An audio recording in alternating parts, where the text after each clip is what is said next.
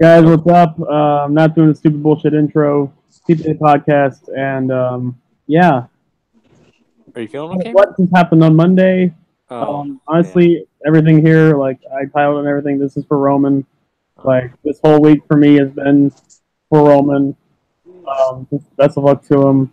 Swing for the fucking fences, and yeah, just everyone here say what's up because that's what's gonna be a lot of this podcast. Honestly, he's talking about the state of Raw and what's gonna happen with Roman. Yeah. uh And what's up, guys? How y'all doing? Cause Yeah. So I mean, honestly, we all saw the promo. We all saw the promo Monday. No one knew. No one knew what was going on. We had a report a few days before saying that there was some kind of injury. Um, well, it was mainly he was taking off a few live events before that Raw. Like he wasn't on any of the live events of that show, and everyone was like, okay. And then there was a report on Twitter from a guy named I think Robbie Fox who was saying Roman's injured and Cena and Bryan does not want to show up at the Saudi Arabia show. apparently Vince was the only one who knew at the time, and Yes, I don't know if that's true or not because Meltzer reported it, and take they. everything Meltzer He says was with a grain of saying salt. he knew by the time of October 18th, so 8 days ago, like about a week ago. I mean, they had to have known why they were taking him off live events. And if you're going to tell anybody that type of information, it makes sense why he would tell Vince. Mm-hmm. But yeah, we get to Monday Night Raw, and we get to Roman. He opens the show, and you see him, and you see him. His face just looked pale as fuck. He He's came out. He came out in street clothes for the first time, which was like, well, yes, that's interesting. and I was like Javert. He practically called it. He was like he's vacating the title. I was confused as fuck, but no one knew why he was vacating the title. And yeah, when we got I this, knew he was vacating the title. I just had no idea that would be why he was vacating the title. like Like this I is was like way off. I thought Roman was just injured. I thought it was like family news. Like he need to go take care of some shit. Well, he does, but way worse than we thought. But yeah, this he got leukemia, No one knew about it. Roman and he Reigns went No one 11 knew. years. no, he 11 because years. he's a private guy. This guy is so private, so prideful that, and honestly, well, I'll get to it later, but yeah, he never told anyone. I mean, he probably told like his family and everything like that, but no one else. He had leukemia. They had freaking He blood cancer. didn't. Other than Vince, he didn't tell anyone backstage And because he so when he made the announcement, everyone was shocked. Even like Triple H, the girls, Nia. He didn't even tell Dean or Self. Well, you can tell by Seth's face he didn't tell him. You can tell by Seth's face that clearly he just found out. Yeah. Seth was weeping like a child, which is one of the saddest parts of the whole thing. So think about this. They just lost their top star. They've been building up for the past 4 years now, and just trying to make them their guy. As, And as, he's gone. as terrible as this news is, obviously for everyone, Yeah. mostly Roman, and for the whole roster, mostly there are negatives, but I will go over the positives and negatives. There's only like a couple positives. I say there's about at least 4 or 5 positives. and one of the biggest ones is I mean, do you want me to do the negatives first or the positives? Well, I want to do the negatives. negatives. Really, Yeah, negatives. Get it out of the way. Yeah, get that out of the way. he's your top much seller. Well, I think the first negative is that his fucking life's on the line. Yeah. I mean, Yeah. That's the main Yeah. negative. Like, dude, That's the thing. We don't even know how long he's going to be out. Like the thing is, we always say like, oh, this isn't like, oh, he's injured for like a torn pectoral or torn bicep or something. No, or like this a guy is torn like- Achilles or anything. No, this is life threatening. This Life. is cancer. And this is the thing. This is cancer coming back, and like cancer when it usually comes back, it gets more aggressive. More aggressive. Like the only good thing I could say, like Solomon just said, since it's like this has been 11 years, so maybe it won't come back as viciously and won't come back as hard. but there's no real telling, But the honestly. We fact don't that- know but the what fact that it's stage. so We yeah. don't know what stages it's in. We don't know how like all the. We don't know what type of leukemia he has. We just And like it's so, he pop. and Roman is so private. Honestly, Roman, probably the last thing he ever wanted to do was tell anyone about this. Apparently, he wanted to he wanted to finally at one point tell his story about how he dealt with leukemia, but he wanted to do it after like his career, like maybe the twilight of his career, or after it ended, so that way he wasn't like a sympathy story or like Yeah. Right, because there was that whole interview that said like he didn't want to reveal he had leukemia during his time in WWE because like he didn't want the fans to think that he was getting what he was getting as a sympathy handout. Yeah. Yeah, and I can understand that. I can understand Roman being like, look, if I get your adulation, I want to earn it. I don't want it handed to me just because you feel bad for me. So I'm not going to say anything about it. Like if if it hadn't came back, we probably would have never known Roman had leukemia until like the day after he retired or something. yeah. Or, like in his DVD. Yeah. Yeah, something like that. And so you see everyone that's giving him praise, like you're gonna Again- beat like everyone. He just became the biggest That's baby. that's good. That was gonna be my first positive. The first positive is that Roman Reigns, the baby face that Vince always wanted, the top guy that he always wanted, who's always been rejected by everyone, who's been booed and just like hated, and just like no one wants to. Even by us, it's the worst way it could have possibly happened. It's the worst way it could have possibly happened, but now it's happened. Roman Reigns is the most over babyface in the company.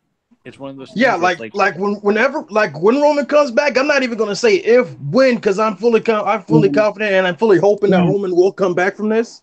That man is going to get the biggest pop, and it's going to stay like every single day, like pop after pop after pop, because we're not just rooting for this. We're like everyone else. We're just rooting for them to be successful. Dude, we're not even rooting for Roman. We're rooting for Joanna White. We are rooting for this man to live, to continue to be a father, to continue to be a husband, to continue to be a part of his family. We're rooting for this man to just live. And the thing is, we're the four of us. We're a very cynical bunch when it comes to wrestling and things we like and things we don't. And yet, this guy who, let's be real, before this whole cancer thing, none of us were really gigantic fans of. We all admitted that he was a very talented in-ring worker. Yeah, I like Roman's ring work, but it was the dynamic of him being a babyface that really always put me off. It was the booking. It was the promos that Vince wrote for him before the Rumble, which he won. And then that was the turning point for him. And then it takes his announcement of leukemia for all of us to do the hashtag thank you Roman. I even tweeted at him personally. I said just feel better, and like I did the hashtag your yard because it is his yard, and it will be continue to be his even yard. other wrestling companies came out on Twitter and was giving him Cody Rhodes, the same guy who, if anyone remembers, like less than a year ago, gave him shit about some kind of Twitter beef. There's some kind of bullshit that went on with him and Roman. But yeah, again, at the end of the day, when it comes to something like this, something this tragic, at the end of the day, we're all in the wrestling business. We all want to fucking support each other. We all want everyone to be successful. And when it comes to someone's life, we're here to support them. This was so big that you had Zach Gibson and Tommaso Ciampa, of all people, breaking character. Yeah. To wish this man well. Yeah. And again, here's the thing. I think we all said, at least I've said, I've never been like Roman Reigns is amazing, Roman Reigns is like the best, and none of that. I've always talked about his flaws, but I think his strengths, especially the past couple of years, have outweighed his flaws. I've always said the hate has been ridiculously over, like the hate has been just ridiculous levels for. Really, I get it. Yes. The top guy, it's you're responding one way and they're responding with fuck you, we're going to make you respond this way, and you're like, no, don't tell me what to do, boo. But, the hate he would get for really nothing. Like, honestly, his worst work was, like, late 2014. Like, those promos were terrible, but honestly, ever since then, like, they've done mostly the right steps, other than turn him heel, to make I would say it was more of they never changed his character. Well, they changed his promos, like, because remember, like, Roman's promos with Jack and the Beanstalk and Suffering Succotash. Like, we wouldn't hear that we wouldn't hear that ever again. Thank fucking God. That just shows how old Vince McMahon is. I mean, here's the thing. Compare those Suffering Succotash promos to the promos he cut on Cena. And I'm not talking about the one where he froze up and, like, stuttered and shit like that. I'm talking about the one before Helmet, like, No Mercy. The Go Home Show. Yeah. Like, night and day. Night and day. It's one of those things where it's like, even, like I said, even like a former people, Roman Reigns, like haters or critics, did a complete 180 because of this. Outside of like a few trolls, and by the way, to those like trolls that are still saying, "Oh, you deserve this because you suck." There was one guy literally after he said leukemia, he's like, "You still suck." Fuck that guy. If I was actually in the crowd, I would have got kicked out because I would have immediately punched him in the mouth. I remember even before he made the announcement, people were already booing him. So imagine the people that now feel bad because they were booing him out the they went from boo, you said like oh.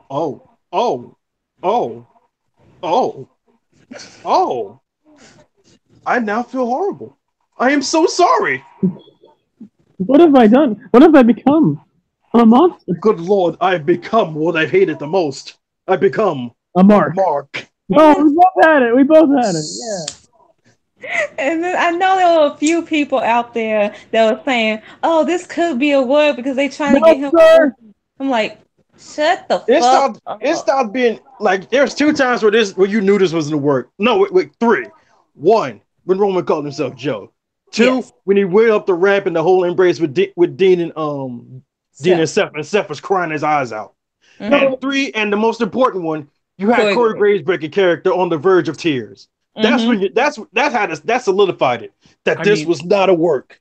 Dean's crying, and Dean doesn't strike me as a crier at all. The guy doesn't strike me as one. But like to Dean's credit, he tried his best to hold it in. Seth couldn't. I felt so bad for someone like Seth is out here blubbering like a baby. I was like, oh man. I don't blame him. If you need to cry. Like fuck, we're not in 1985 where if you cry you're not a man. Okay. No, if anything, it's the opposite. You cry, you're more of a man than anyone else. Like I'm exactly. Like I'm not that insecure about my masculinity where I can't cry. I'll admit it. I cried when it happened. I'll admit it. I cried. Don't nobody tell nobody. Y'all gonna get these baseball bats to the kneecaps. If I wasn't at work hearing about it, and if I was actually watching it, and I might have. That shit was the most heartbreaking shit I've seen in recent history.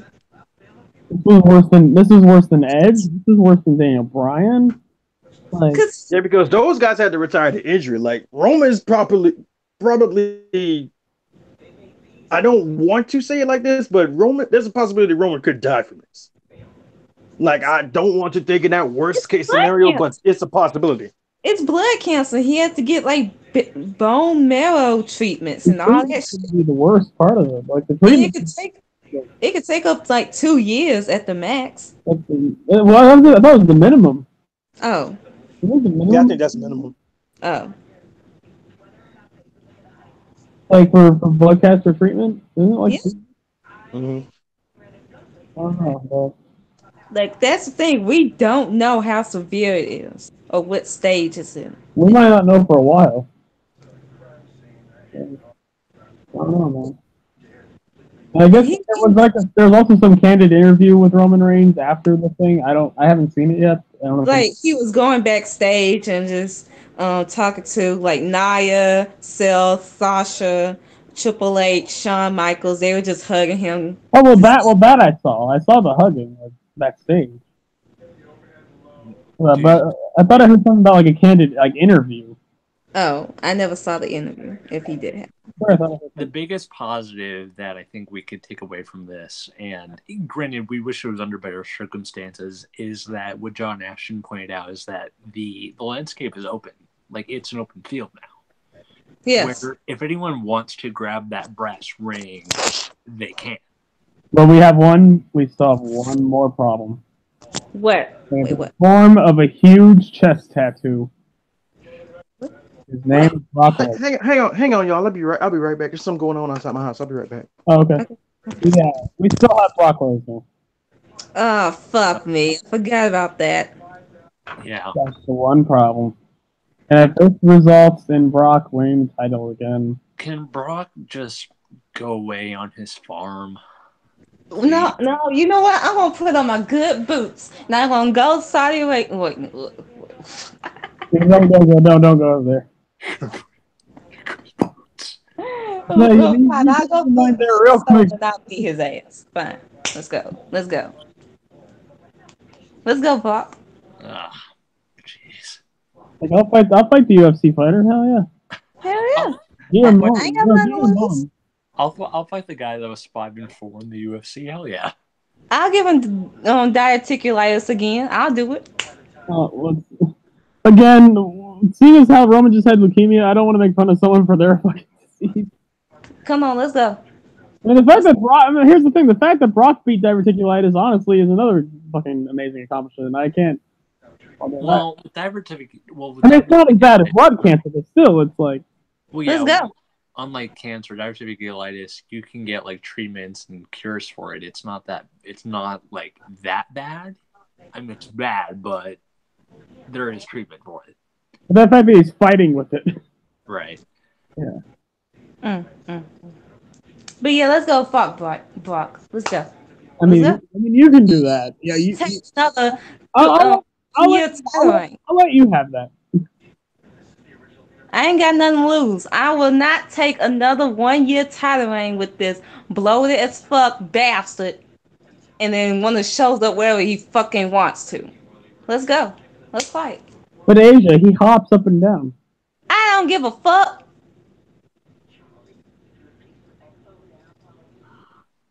The bare minimum.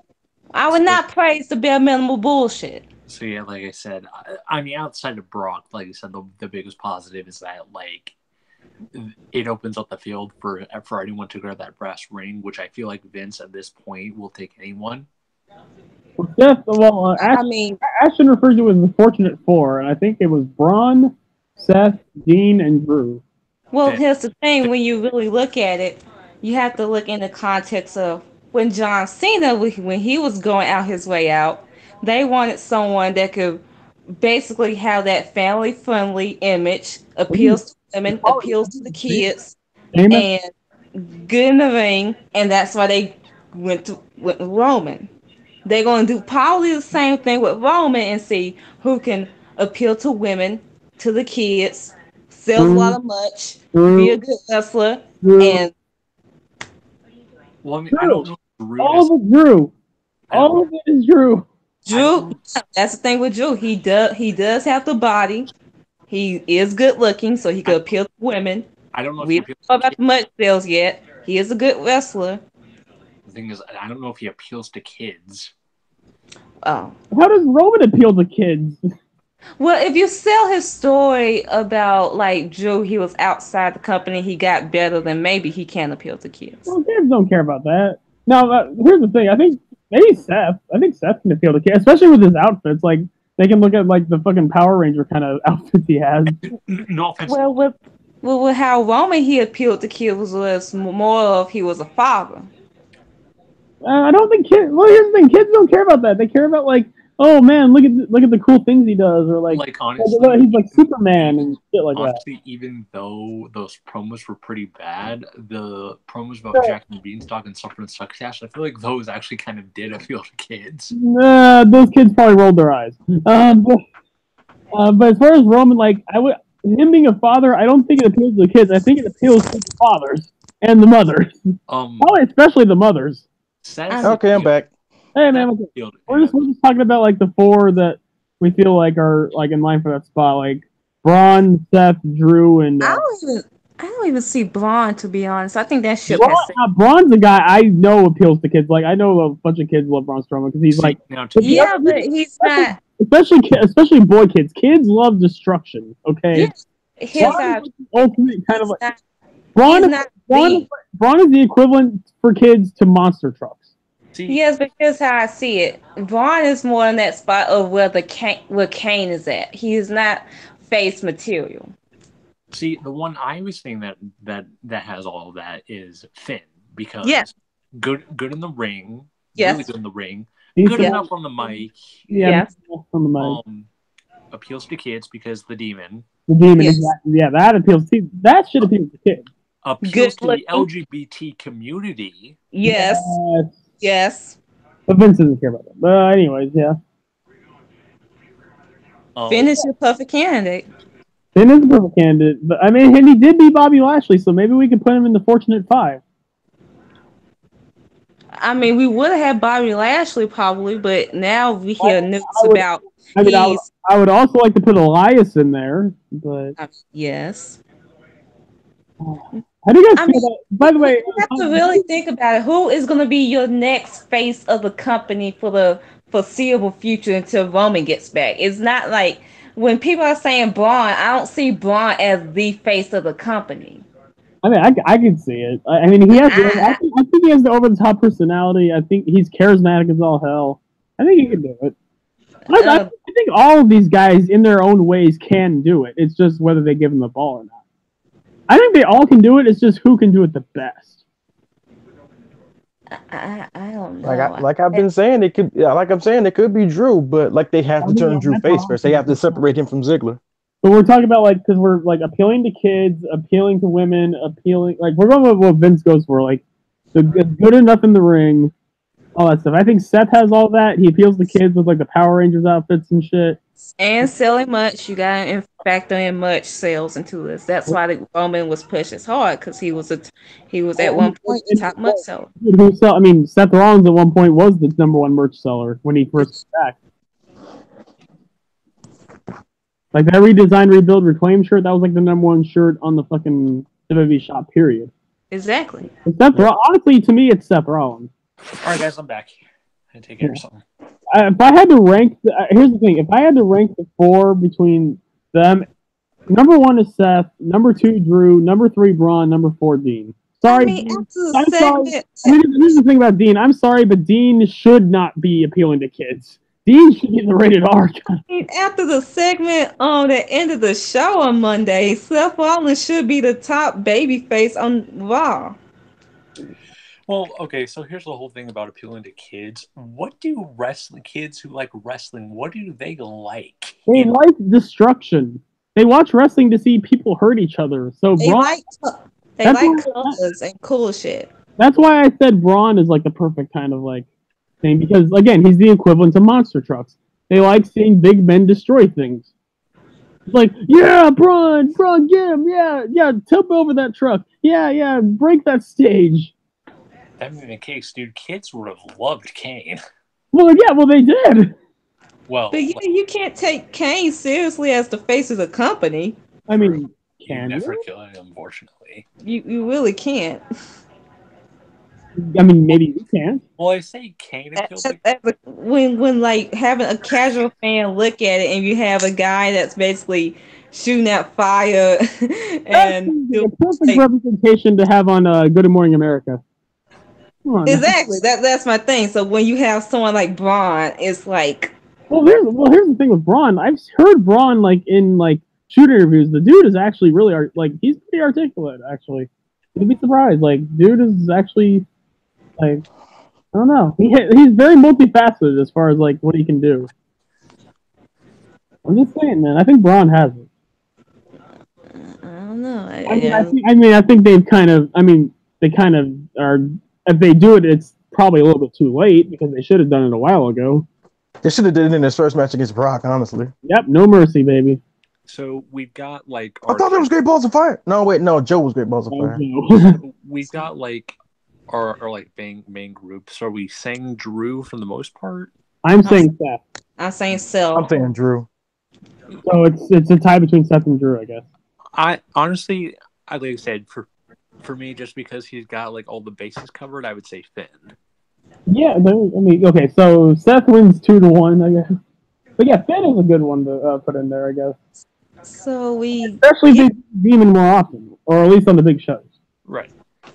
So we get that segment, we get all that news, and then Raw was just.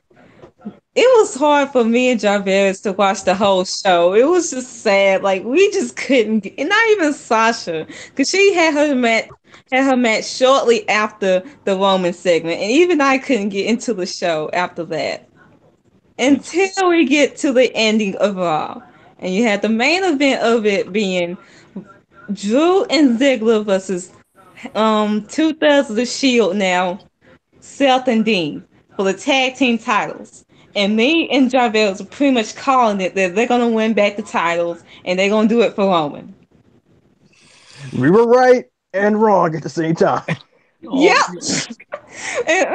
and now, before we even get to the ending, we said Braun was gonna come out and they were gonna cost Drew the titles. He did. He went after Drew because Drew earlier in the night Claymore kicked Braun. And again, I called that one. Yep. So now we're getting in some form of fashion Braun versus Drew, and I could see that for the Universal title. I was at first throughout that whole night I was thinking, yeah, they're getting the titles because Drew was gonna get sick of Dolph shit and just Claymore his head off. And then I thought about it, I was like, wait a minute. Then logic came in. And I thought, wait a minute. Drew just Claymore at Braun. God damn it, Braun's gonna fuck this up. Like, never mind. It's gonna happen because Braun. And lo and behold, I was right because Braun came down and beat Drew into the audience. Honestly, fuck saying the crowd home happy. Am I right? Yeah. Are you sure they went home happy? Because I think they went out on the sourest note. Wait, so we get to the ending in which they win the tag titles. It's a happy moment. Everyone's like, yay, we end on a happy note. And like Dean Ambrose is just like, and then Dean Ambrose is like, huh, this is a great moment. We did it for Roman. It'd be a shame. Unfortunately for you, Seth, it won't help this unyielding rage and then dirty deeds on the tag title. No, it's not even that. It's like, there's a moving rage. Oh, what did I just do? Oh, God. I didn't mean to do that. Oh, God. Oh. And the thing is, wait. about, and like Seth is just like, it's okay. Dean's like, don't tell me what to do. Yeah. No. Here's the thing. Dean Ambrose was regretful after he did the dirty deeds. He's like, damn it, I snapped. Why this night? Oh, crap. Oh, why did I do it? Oh, well, now it's too late. I've already attacked him. I guess I got to do it. No, because Seth, he did everything right this time, and he still gets turned on. But here's the thing. Like, you saw Ambrose after he did the dirty... the way he did the dirty deeds was almost instinctual. It's almost like something took him over, and then he realized what he did, and he's like, fuck. Why did I do that? Like, I wonder would he still have done it if they didn't win the tag titles and it was like some miscommunication in the match. Honestly, it wouldn't like he didn't mean to do because like you saw how quickly he did. It was like something took him over. It was like he was like he had just had an episode where he just like lost his mind, and then he comes back to reality. And he's like, what just happened? And like his face says it all because apparently there were like small like little backstage reports that said like, oh, he didn't want to do it to turn that night, but apparently Seth like talked him into it. Yeah, like I heard he was supposed to turn around Survivor Series time, but yeah, with the whole Roman news, it pushed everything forward because now Drew and Braun, that's happening now, and Drew and everything's getting rushed. Yeah, everything is getting rushed in full effect because of the Roman stuff. Not even as a full show, but just for the first and last, just for how important and monumental this was. In a weird way, this was probably the best Raw of the year. Yeah. I mean, the first segment was terrible. Like, just. I mean, by no means, Raw wasn't a good show, but those 2 segments alone kind of... It captured us, man. Like, it made us watch. It made us, like, care again. Well, I could see some people are like, why would you do this now? But tonight, I mean, not tonight, but that Raw, that Monday Night Raw was this is the only night you can truly do it where it's unpredictable and it's actually going to get people's heat. Everyone's vulnerable. Seth, he's like, we're on good terms now. We just won the titles. Roman doesn't give a shit that it happened. He's like, cool, do your thing. People think this is distasteful to Roman. Roman doesn't give a fuck. And as you pointed out earlier, and like a couple of days ago, they just lost Roman. He was the glue to the Shield, so it Yeah, makes sense for Dean. Javert actually pointed that out. Oh, Yeah. well, yeah. Yeah. They just he was the glue to the Shield, and now Roman's gone, so it was eventually going to happen that Dean was going to snap. Oh, it was perfect timing. It's like he's finally gone. Like, Oh, I'm free. Like here's the things. Dean kind of has multiple reasons to want to knock Seth out. Yeah, but okay, here's my thing. Seth gave Dean last year. Remember that segment when he was facing the Raw crowd and he gave Dean the chair to basically hit him in the back. Hit him in the back. He gave Dean the perfect opportunity to hit him to get all his anger out, and Dean never did that. Yeah, but think about it. The minute Dean gets injured, what happens? Jason Jordan happened. But yeah, When they win the tag team titles, what was the first thing he did? Kiss the titles because, oh wow, I'm a double champion. Okay. And then recently, Steph said, oh, Dean's a lunatic. He works on lunatic time. Well, that's lunatic time for your ass. Okay, but the whole Jason Jordan thing, that's not Steph's fault because he did not want to tag with Jason Jordan. I get that, but Dean probably doesn't. Like Dean probably still looks at it like, yeah, but you still tagged with him. All Dean sees is that Roman and Seth are doing all this great shit, and I'm doing nothing. I got hurt. I'm on the sidelines. I come back. I'm doing nothing. I'm not given a fair shot. I don't get a title shot. All my friends are champions, and I'm the fucking I'm the odd man out. All these excuses that he coming up with. Maybe you should go ahead and like that's on you. Maybe that's because he's a heel and he's crazy. Like you gonna turn now? You want to turn now? You want to be the dick? Yes. But can I ask you a question? I need to ask you a question. Do you think Dean ever really got over the fact that he turned on him and Roman a couple years ago? Because personally, I don't think Dean never got over that. No. That probably could be the main driving factor to this. Like Dean's like, you remember when you turned on us a couple years ago? Yes, I still never forgot. That's the thing with last year. That's the thing. Like I would have been fine with this if it wasn't for last year. And Seth told him, you can attack me, you can do all your shit to me, and now I'll allow it. I'm not gonna do it on your terms. Yeah, technically Dean did do it, but he did it on his own terms. Like, I'm not gonna beat you up when you want me to beat you up. I'm gonna beat you up when you least expect it. I'm gonna do it the way you did it. I'm gonna surprise the hell out of you. I'm gonna shock the world. I'm gonna surprise you. I'm not gonna do it because you want. No, I don't even think he did it the shock the world. He's just looking at himself like, I'm going to lure you into the falsest sense of security. Yeah. So when I do this to you, you feel every bit of it. It's one of those things where it's like, has someone ever told you like, oh, I hit you, you can hit me back, and they say, okay, I'm going to hit you. I'm just going to do it when you least expect it, because they want you to sweat a little bit. Yep. Dean wasn't doing that even. Dean was like, oh, I'm not gonna do it when you expect it to make you sweat. I'm not gonna do it so much to him where you don't even sweat. You're gonna feel fine, and then I'm gonna do it. Hell, Seth's even willing to forgive him because he kept saying it's okay after the first dirty deeds. And honestly, let's be real. That made Dean even angry. He's like, how dare you apologize for me finally getting this aggression out on you? Don't you feel sorry for me? Don't you patronize me? Seth did everything right, and he still got beat up. Dude, he went back to a year ago when he said, you asked for this. Because Seth did ask for this a year ago. See, so that's the thing. So that just answered my question. He did like when you said, Asia, when Seth told him you can go ahead and hit me, like Dean was like, okay, I'll hit you, just not when you want me to. I'll hit you when I want to hit you. Now. So basically, Dean just played the longest long game in WWE. He's like, I'm gonna wait. Long game.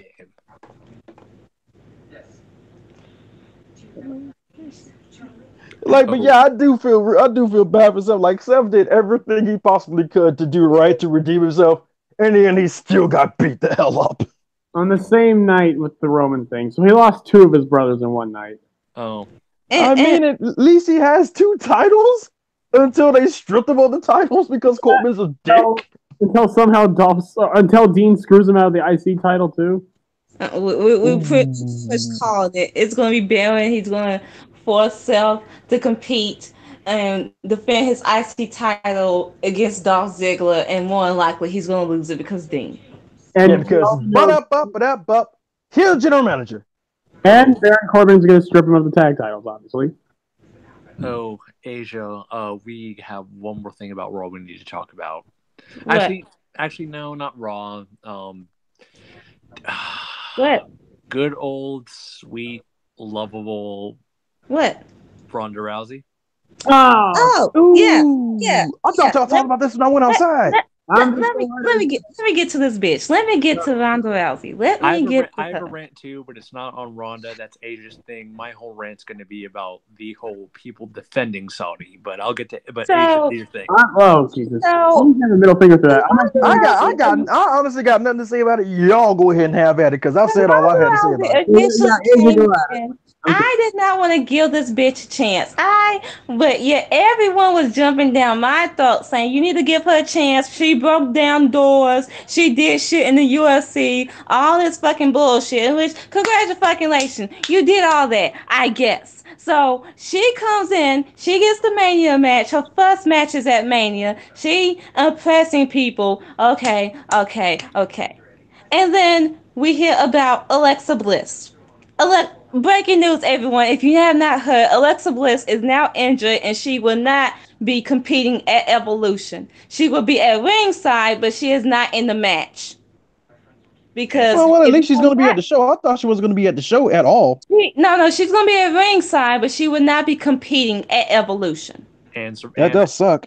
Surprisingly, this was not because she refused to take a bump. Because she took a bump. There is a video floating around of Alexa. She's being judo thrown, and the way she lands on her head on the mat. And again, like I said, remember what I told you about Asia? If you see the video, it gives you flashbacks to the video that went around in the NXT Live event where Riddick Moss dropped Hideo square on his noggin. I remember doing that throw when I took judo. Good times. I'm kidding. We did not do that. I did. I almost landed on my head. Thank goodness I looked up. Whew. So, I'm just frustrated at this chick, at this woman that y'all want to cloud out so fucking much. Because at the end of the day, I was still right from the fucking beginning about Ronda Rousey. Because, just because she broke down barriers in the UFC, that means we need to give her everything in the WWE. No, fuck off. Fuck off with that fucking bullshit. Because she's being reckless. She's, y'all did not give her time to be in the PC. And therefore, look at what happened now. Concussed Alexa. She probably gave Alexa nerve damage too, but we probably blaming that more on Nia Jax, to be honest. I mean, here's the whole thing. If you want to make a comparison, I mean, Kurt Angle, yes, he took to wrestling like water, just like Ronda has, but Kurt Angle still trained in a center. Like, he's still trained. Exactly. Yeah, and because he did the training like when he was supposed to be doing ECW until they did that Raven Sandman thing. I get it. She's a fan. Okay, congratulations. Then you had the shit with Nikki Bella, in which apparently she wrote that promo 2 weeks ago, in which she shaming Nikki Bella for dating John Cena, and everyone and their fucking mama want to clap hands and be like, "Yeah, you go, girl," but yet y'all all for Evolution, right? You want to clap for that? That is still so old. You want to clap for that shit, but you're for Evolution. You're for this all women's pay-per-view. If you clap, if you praise her fucking promo, fuck you. Here's the thing. Here's the thing about Ronda's promo. Yes, Ronda, Nikki Bella slept with John Cena. We all have at some point. Yeah. And here's the thing. Ronda, sweetheart, you're not the first person to say that. AJ Lee said it. Natty said it. Carmella. Paige, the Riot Squad, Maurice, and they all said it better than you. I mean, And hell, yet everyone claims that she's a fucking feminist. Get the fuck out of here. If you're a feminist, but yet you promoting slut shaming bullshit, get the fuck out my face. I remember someone in Discord was trying to tell me that she's a fucking feminist. Well, look now. honestly, I mean, hell, I'd sleep with John Cena. What the fuck is Ronda talking about? I'd let him lightning fist me. Yeah, so. But yet she wants She wants to slut shame Nikki Bella, but yet ain't she the bitch that was the side chick with Travis Brown when they initially got together? Yeah, she was. Damn. Bitch. Oh, and Brandon, do you remember the feud that she had with Ariana Celeste? I do. I remember it really. Tell the cliff. Wasn't the cliff those about it that Ronda got snippy because Ariana dared to say that the ring girl should be getting paid as much as the women who actually fought in the octagon because of an equality thing? And what did Ronda do? But she's for all women, right? But she's a feminist, right? She's a feminist for the good PR and the good intention. No, she's a white girl feminist. She's that white women feminist bullshit that's going around. A third-rate feminist, or more popularly, a feminazi. Fuck anyone that tried to tell me that I should have gave her a chance. I gave this bitch a chance, and then look what fucking happened. Do you want to get to the most recent news? Yes, let's get it. So earlier today, Ronda Rousey, she was interviewed by TMZ, and basically she with this long ass interview, these 3 paragraphs, basically she was praising WWE going to Saudi Arabia and saying that WWE, they can make change. Bitch, how the fuck can they change someone else's culture? And the thing is, even if they change the culture, that still doesn't change the fact that y'all willingly went to a country that has admitted that they murdered a journalist just because they didn't like what they said about the regime. And here's the thing, Asia. And then they forced his son to shake hands with the guy who ordered the hit on his father. Asia, do you still going, or do you mind if I take it? Yeah, you could take it a little bit, and then I'll get back to her ass because I really fucking hate this bitch. You want to know? Hang on, guys. I'll let you get to your spots, but you want to know what I think about that whole thing? What? Of course, Ronda's going to say it. You want to know why? Because she doesn't have to go. Let's be real. She's saying that mainly because, I'm female. They don't want me to show up there, so I'll say it. But here's my thing. She cannot be all feminist and then condoning this shit. That's my thing. She can't be I wholeheartedly agree. But again, Ronda mainly said that because, hey, I don't have to go. I'm fine with y'all doing it. I ain't gotta go. If they tried to make Ronda Rousey go, she'd be right there with Cena and Bryan, be like, hell no, I don't want to get kidnapped. Exactly. No, but here's my fucking thing. This bitch, this is one hypocritical ass bitch that everyone want to fucking praise and think that she's doing all good. Meanwhile, she's being reckless. She injuring people left and right, and yet she's the Raw Women's Champion. Because I guess quote unquote star. Meanwhile, she's not boosting ratings. Her star power is dying. The crowd is not hyping her up. Nikki Bella her star power died when she lost to Holly Holm. Let's be real. Nikki Bella has been carrying this feud against Ronda Rousey. Let's be fucking real. Mm-hmm. Let's be real, guys. Yeah. So, Asia, do you mind? Yeah, you could take over, and then I'll get back. Can I say one more thing? I'm sorry. Can I say one more thing? Go for it. Because I had a homeboy text. I had one of my homeboys text me about this, and he said one of his friends texted him and told him, "Oh, she just said that because WWE is paying her." And both of us just looked at both of us just tweeted at the text. No. Let me finish. Asia. Let me finish. I'm pretty sure that you'll laugh. Both of us text at the same time.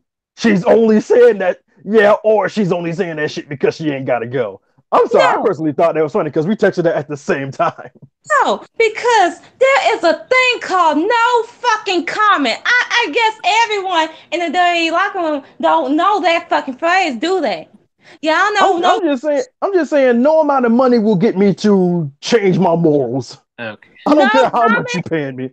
This was the same thing I was trying to tell Alexa Bliss when she was trying to say we're a dysfunctional family when defending Hogan. You could have just said no comment because it's not your place to speak on it.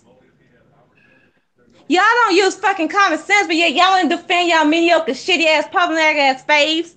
Asia, do you mind? Do you mind if I go on the little thing? I was gonna. Yeah, because I'm so sick of this bitch. I'm so sick of y'all defending y'all mediocre ass faves that are problematic as fuck and want to believe that Sandy Hooks is a fucking hoax. God damn, how did we not even jump on that one? And this That's is the first thing. That's the first thing I always want to bring up because like that's just like oh my god, Rhonda.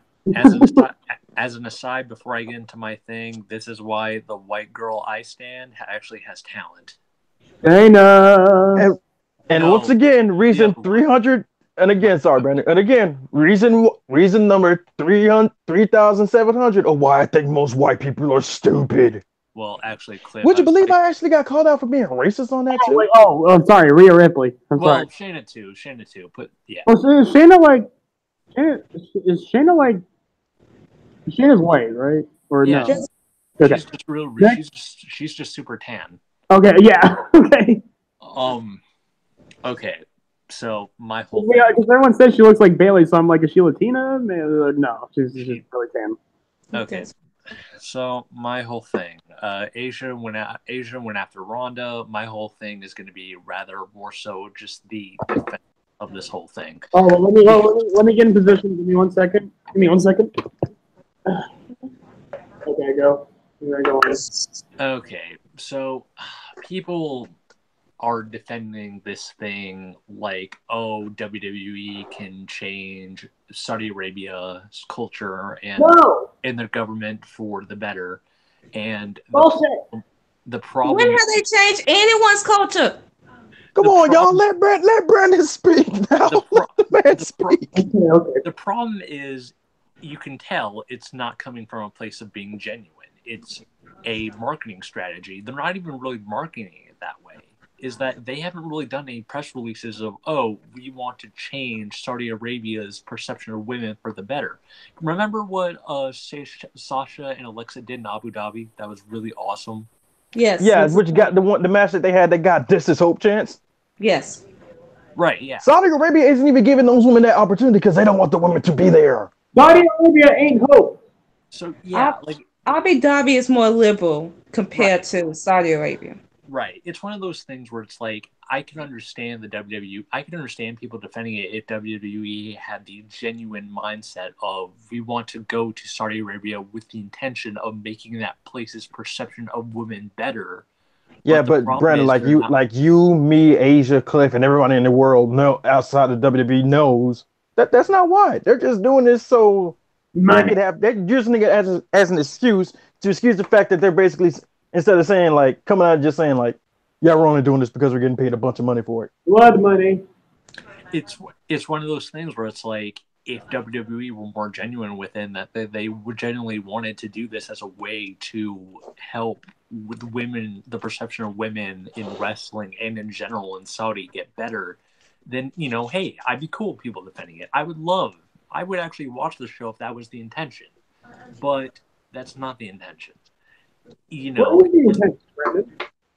It's one of those things where it's like WWE being a capitalist company being run by a capitalist, what the end game is. The end game is not moral decency. It has nothing to do with wanting to change people for the better. The almighty dollar wins, unfortunately. It's one of those things where we talk about how we want women's wrestling to change. We want to change for the better. And really, that's going to happen this Sunday. If you want good women's wrestling, if you want a show that's going to define what women's wrestling should be about, tune into this Sunday. And even on that, I'm hearing word that Triple H don't want this to be an all-time thing. But I might be wrong on that. Hopefully, I'm wrong on that. Or the whole thing with Saudi, one all-time thing. Evolution. So I think Triple H is pretty liberal, actually. So in Triple H's mind, he said like he wants Evolution to be an all-time thing, like an all-time pay-per-view. It should be every year. No, he doesn't want it to be an all-time thing, but I could have been wrong on that. Oh, God damn it, Triple H. Maybe we shouldn't have. He wants to say that, but he defends them going to Saudi Arabia. Okay. At this point, he's just trying to make sure that he don't piss off the family, where he doesn't get kicked out of the family, and he because we all know, like, the only reason Triple H is still here, still doing all of this stuff he's doing, is because he's married to Stephanie. The minute he divorces Stephanie, he's out. Like he could probably start up his own company and bring a whole bunch of the NXT talent with him, but that's going to cost a whole lot of money for him to do. Yeah, like I said, my whole thing, coming back to it, if WWE was genuine about wanting to go to Saudi to change the perception of things, I'd be cool with it. I'd be down with it. Hell, I'd watch the show on my birthday. Never forget, my good old 22 is going to be happening with the same day as the Saudi show. Hats off. That is one shitty birthday present. Yeah, I know. It's one of those things where like I said, if WWE was genuine, if they really cared about women's perception, they would go there with the intention of, hey, we want to show you what being progressive can do for women and society and how it's a good thing. Because WWE, for all the shit that we give them, they've done some good things here and there when it comes to charity. This could be a sign of that. And yet, with their mindset of a capitalistic view, they're not going to do that because money talks and morality takes a back seat. Pretty much. Money over morals. It's all about the money. But yeah, fuck Ronda Rousey. Fuck that bitch. I'm sick of that bitch. And watch her retain this Sunday. Oh, tap Nikki Bella's neck. Protect that good neck. No, don't attack Nikki Bella. Wait, what? Protect. Oh, I thought you said. I'm sorry. I thought you said attack Nikki's neck. I was like, no, wait, what? Attack. The opposite of attack. I was about to say, Asia, where did this 180 come from? I swear, if she tries something with Nikki Bella, I'm posting this pic right here, and y'all gonna see it. There it goes. Just kind of works. Just do a little bit more work on those judo throws, please, or don't do them at all. Watch Ronda decides, hey, you know what? I've been watching a lot of Kobashi, and she pulls out a fucking burning.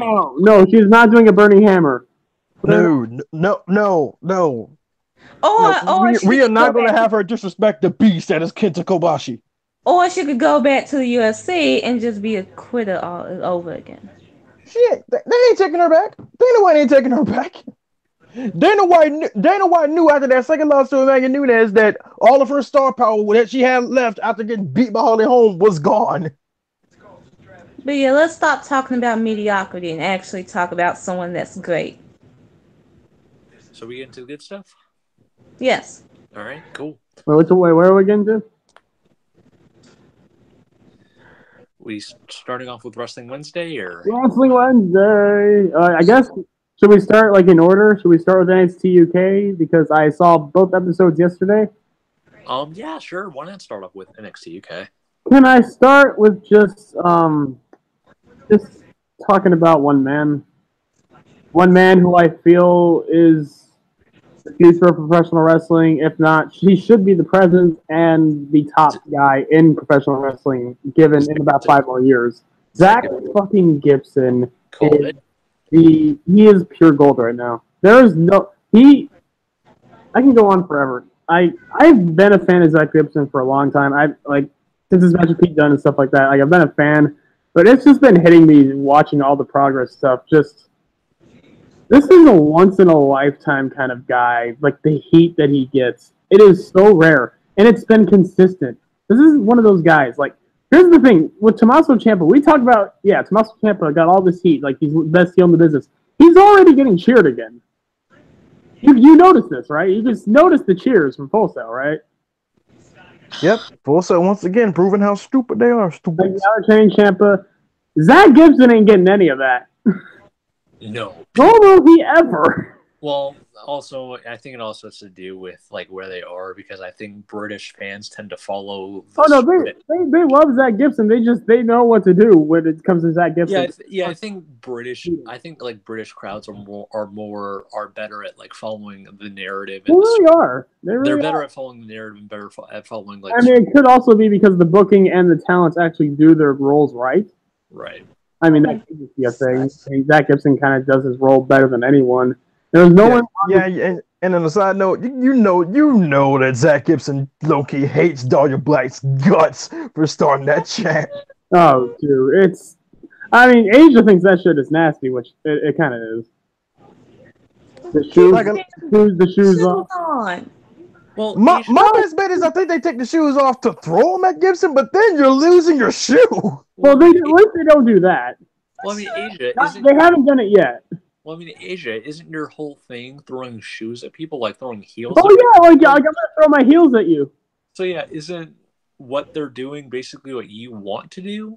No, it's a goddamn complete difference because I'm being ratchet with it. Shut the fuck up. Oh, damn it. Okay. So only you can be ratchet. Yes. Fine. I could try, but I'd rather be rich. So being rich is. I mean, I would rather be rich, but I'm not. Besides, y'all white people are nasty as fuck. Come on now. No, it's not gonna go. That's what, man. Them clothes probably nasty as hell. You probably got motherfuckers throwing up on the bleachers and stuff. Hell no, I ain't gonna put my feet in that nastiness. Honestly, I don't. No, Asia, your brother's an athlete. You know how nasty those athletes can get. Athlete's foot, ew.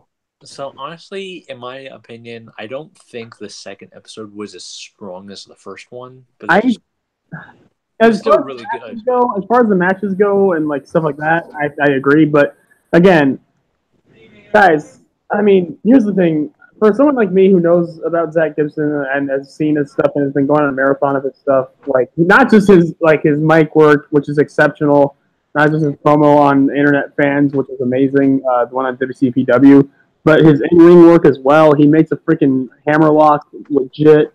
Like he knows everything as far as like what to do in the ring to get the right kind of reaction, more than anyone I think in the business today. It's one of those things where yes, that the second episode wasn't as strong, but I think next week's episode is going to probably be the strongest it's ever been because we're getting him on that show. Yeah, dude, exactly. But again, with Zach Gibson, I think the biggest thing, and here's the thing, he appeals to everyone, and in a way, like not just us, not just like us fans who love great technical wrestling and love like great characters and stuff like that, but to the Jim Cornettes of the world.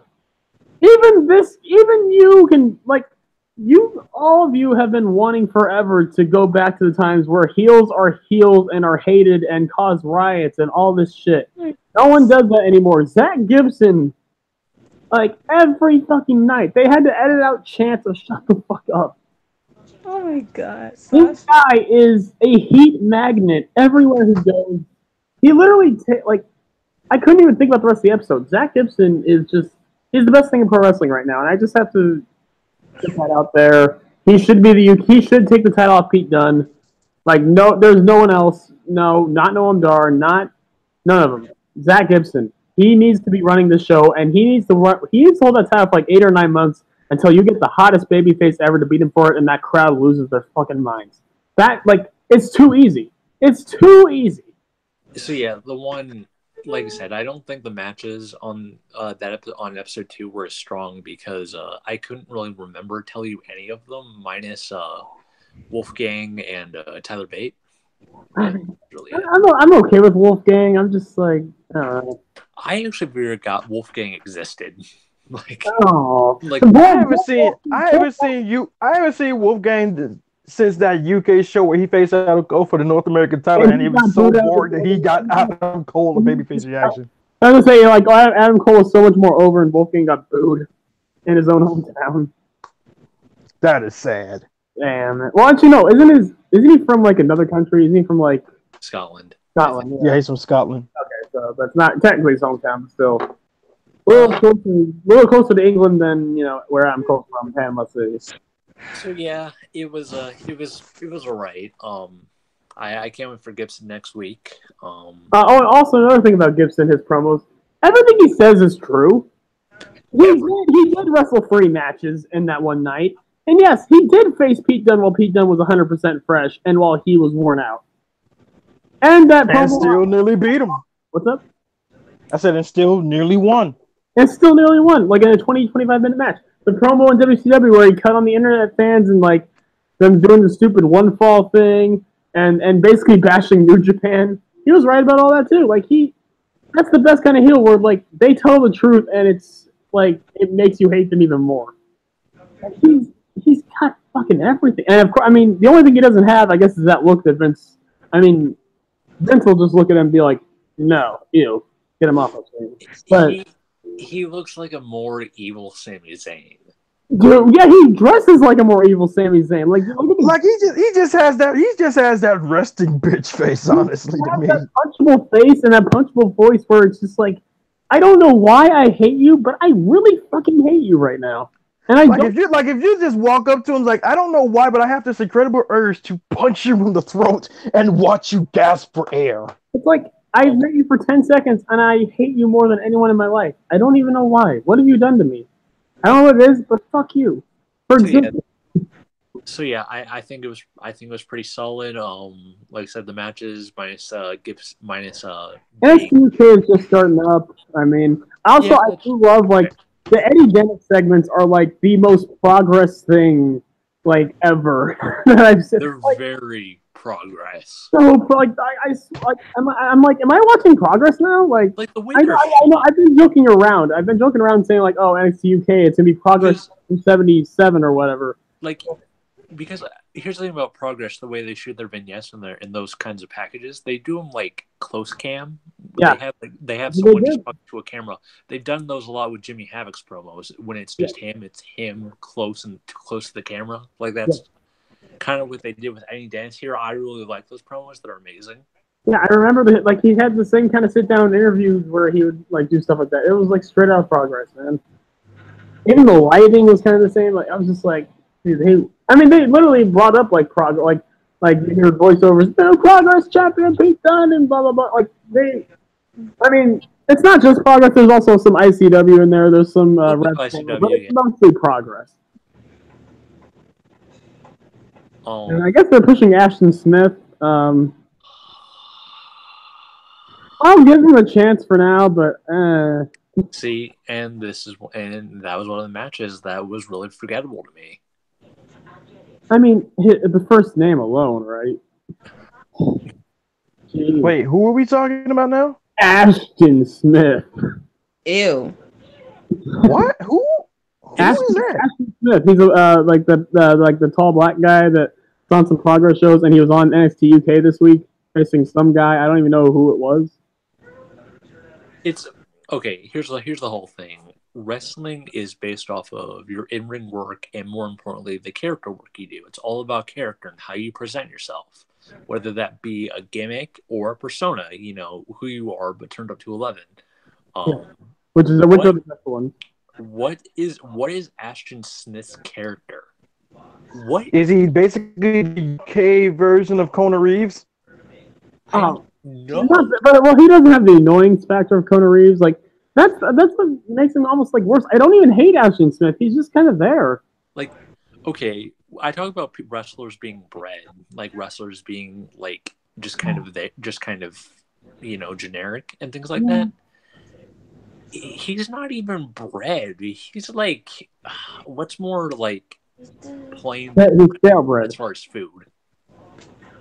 Cottage cheese. Yeah, cardboard. He's cottage cheese. He's cardboard. Like I see potential in that. Oh, jeez. I think if he does find it, because here's the thing. I remember seeing a young man by the name of Tyler Breeze, known by some other thing, and I was like, dude, this guy is boring as fuck. Like, he has no character. He has nothing. He's decent in the ring, but that's about it. And all of a sudden, he became Tyler Breeze, and I'm like, oh my god, he's great. Hopefully, Ashton Smith has that. I don't know how young he is or how old he is.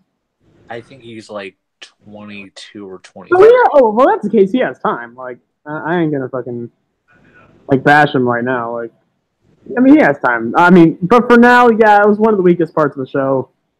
I don't even know who he faced. Literally, his full name was Tucker. This match, just Tucker.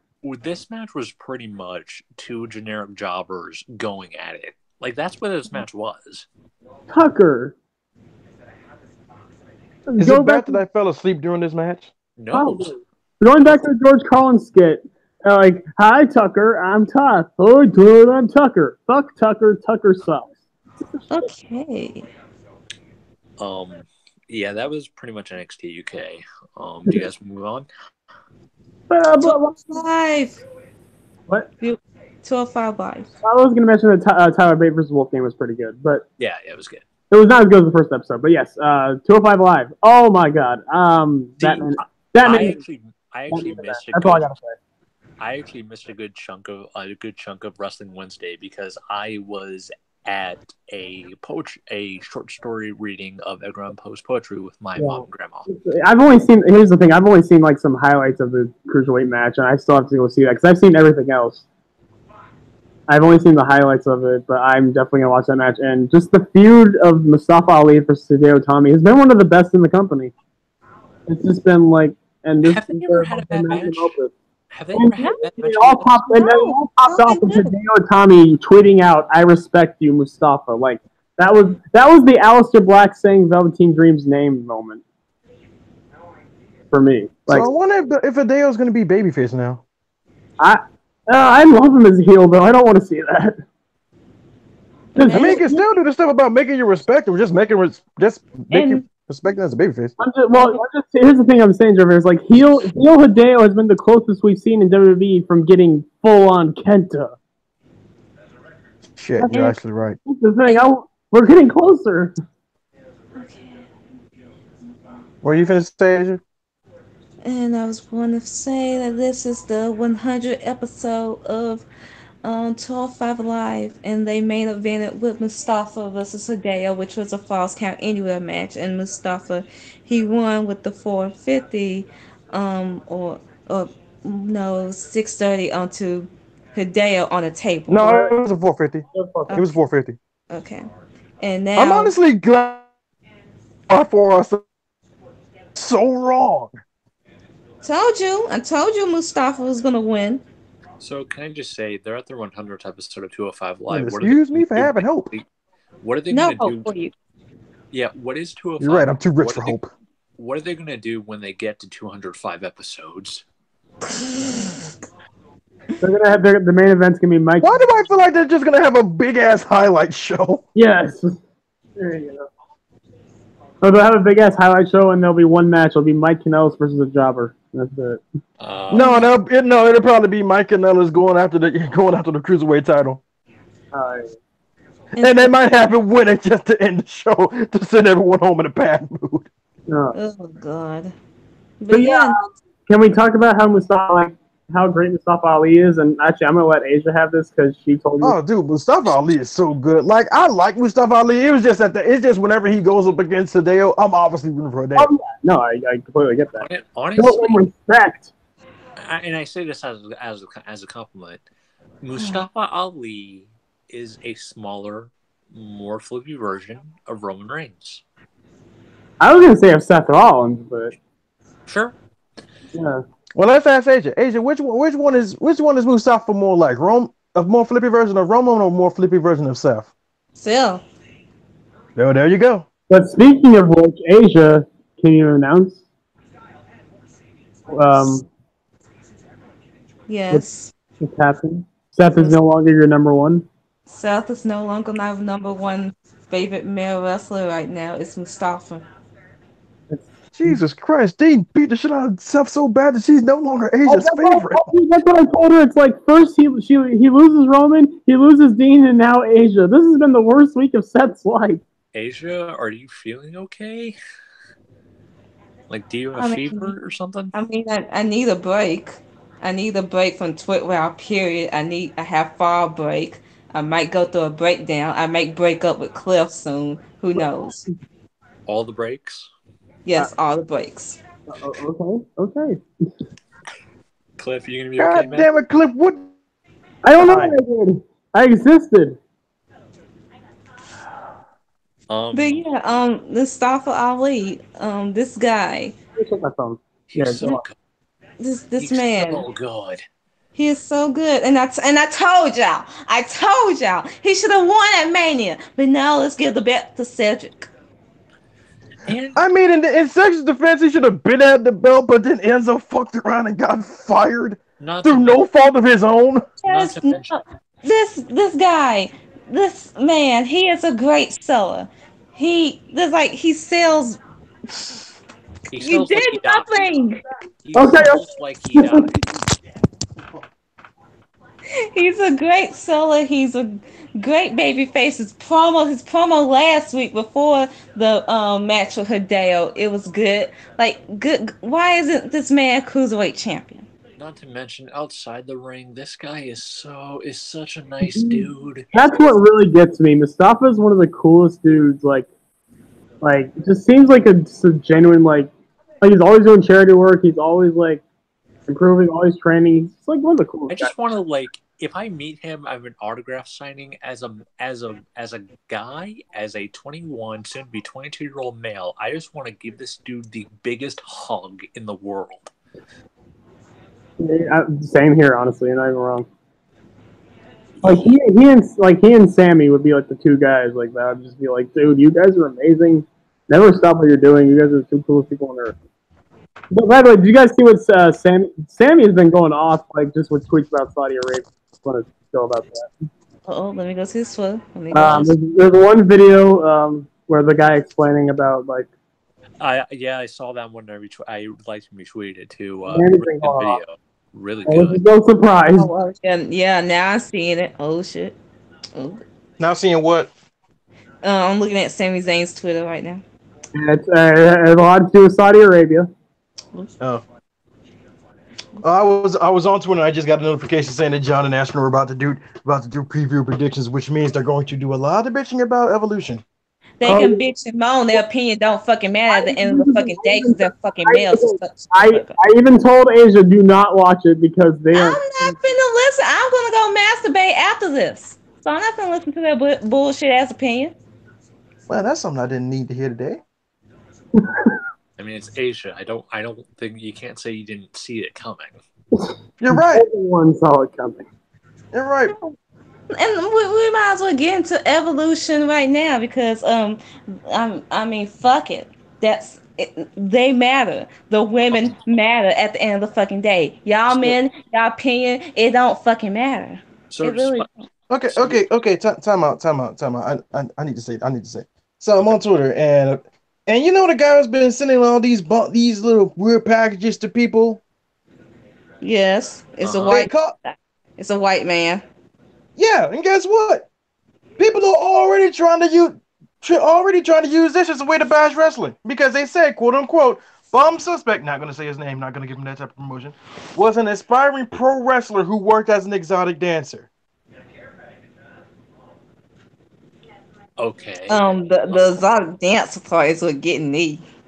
Who would find it? I've seen this. Have you seen this picture? Who would find that exotic? I mean, how you go from aspiring pro wrestler to exotic dancer to bomb maker, I don't know. With something I know the answer to that. 2 words. Donald Trump. I thought he went from being an exotic dancer to be a pro wrestler to being a doll maker. Who knows? It's probably either. It's probably both. I don't know. But I love that media is already trying to use this to bash wrestling. Like, we already getting enough shit from the Saudi Arabia thing. We don't need y'all two white people on. No. Don't bash the pro wrestling. Bash the exotic dancers. I mean, clearly that's the issue we need to go after. That really is an issue. Who the hell thought that would be exotic? So about the whole Evolution thing, honestly, although I have my reservations about certain things on the card, it looks pretty solid. It's a good card. Which I still say we should live react to this. You know, I just thought of something I think they could add. I mean, something they would have had to take out, but I think they could add this. And I'll talk about this later on. What if the UK women's title tournament started on Evolution. I think that'd be cool if they started that whole tournament on Evolution. Yeah, it'd be a lot better than just having Rhea defend the title, because then you're spoiling it on the future, on the future episode that Rhea wins the belt. No, because the Rhea's not going to be on the show. They're not doing the UK title. That's the thing. Right. I don't see that. I don't see that with the because eventually, I mean, They were told that they're not going to do the UK title match. Like Rhea's not going to have because of that. I know. It was just something I threw out there. Yeah, I don't see them doing that because they're gonna debut the women's tag team titles at Evolution. They've been passing out these flyers at Raw and SmackDown saying we want women's tag team titles. And you have so much hope that this is going to happen, and I'm going to feel so bad for you when this flops. They've been passing it out at the shows. It's one of those things where. But Asia, you know the perfect WWE thing to do. Tickle your balls with it, and right before the sweet release, they take it away from you. Meaning, they'll tease you. I cannot with y'all cynicalism with this show already. I can't. I wasn't being cynical. I was trying to make a joke, but I see you don't get the joke, so never mind. It's one of those things. I don't want your jokes. This show with the all women's pay-per-view. I don't want the negativity. I just want to enjoy this shit. But yeah, Asia, I see what you're saying, because if they did start the UK women's title tournament on that show, it'd feel a little too bloated. I understand. Yeah, that'd be way too bloated. I'm fine with Evolution. I just have 5 words. If Becky loses, I riot. That is all. Go fucking riot. I just can't have this pay-per-view. Are you gonna riot? Are you gonna riot with? I will riot in my house. I will throw toilet paper in my house. I can't have this pay-per-view and enjoy it as a fucking woman without everyone fucking bitching and moaning and complaining and all this fucking bullshit. I can't. I fucking can't. To be fair, I wasn't trying to bitch and complain. I was just trying to think of some cool things I could do. But yeah, sure. Like, seriously, this is the first all-women's pay-per-view and everyone's trying to turn it around to their fucking bullshit. Like, get the fuck out of here. Y'all men, y'all have the Saudi Arabia show. Y'all can fucking have that. No, thank you. Because you men ain't shit. But yet y'all want to fucking complain and make y'all rant videos about the all-women's pay-per-view. Y'all can't support the women regardless and let us have this thing. No, I can't. My brain's just going off thinking of the cool things they could do. But yeah, you're right, Asia. You're right. Fuck off. Yeah. I'm sick and tired, you men. I'm sick and fucking tired. Speaking of, I still can't believe that show is on my birthday. Well, maybe it's deserved. Oh, that kind of stung a little bit. Just a bit. I mean, you are a man. But let's actually go through the fucking card. And maybe y'all could be cynical and y'all could fucking dog it out and complain and bitch and moan like you men fucking always do. So the first match on the card, Sasha, Bailey, and Natalya versus the Riot Squad. Everyone was fucking pissed off with the fucking match, but if you actually look at it, you can't have Sasha be fed to Ronda Rousey. You aren't going to get Sasha versus Trish. You're not going to get Sasha. You're not going to have the tag titles until they actually debut on the fucking show. And Sasha and Bailey been feuding with the Riot Squad in the past couple of months. So it makes sense. So for my prediction with that, I'm just going to say I think the Riot Squad are going to go over because I think you need to kind of start building them up a little bit more. They just been okay. This is my whole thing. Everyone was complaining when Ruby Riot just defeated Sasha Banks on Raw in her return match. I'm like, y'all were complaining when they were losing to the fucking Bella Twins, so they just now getting momentum. Sasha losing was Ruby Riot getting momentum for Evolution. Yeah, I would say. But yeah, Ashton want to fucking bitch and moan and want to be like Jesus fucking. No, Jesus fucking Christ to your ass. Shut the fuck up. I would say just keep doing what they're doing. I really like what they're doing with Ruby right now. I have two scenarios on the playing out. I'm saying either Sasha, Natty, and Bailey win because Sasha took the L to Ruby on Monday, or they have Riot Squad win to build up Ruby to be Ronda's next eventual opponent if Ronda retains. Well, here's how I see it. With the battle royal, I see a Raw woman winning, and I see it being Nia. Really? Yes. No, I don't think they give it to Nia. I think it's I gonna thought be. they'd give it to Asuka. That's honestly my first. Well, Asuka stood tall the SmackDown, so I don't see it being her. You're right. Damn, I forgot about Her that. and Ember stood tall, so it's either going to be Nia or Tamina. Yeah, and quick side note about that, dude. How terrible was SmackDown that I actually forgot about that? God, jeez. I'm just saying. So I'm Dude, seeing. SmackDown was buns, but yeah, Asuka's not winning it, so I guess I'll have to go with Nia. I'm saying it's going to be Sasha, Bailey, and Natalya. I think the Right Squad's going to win because I think Natty's going to be there to eat the pin personally. Oh, I didn't even think about that. But here's the thing: like Sasha and Bailey, ever since Ruby Riott returned, they never got the comeuppance on them. True. And now with Natty as the equalizer, you sort of have that factor. You sort of have the odds of finding been evened up, basically. Exactly. Sasha,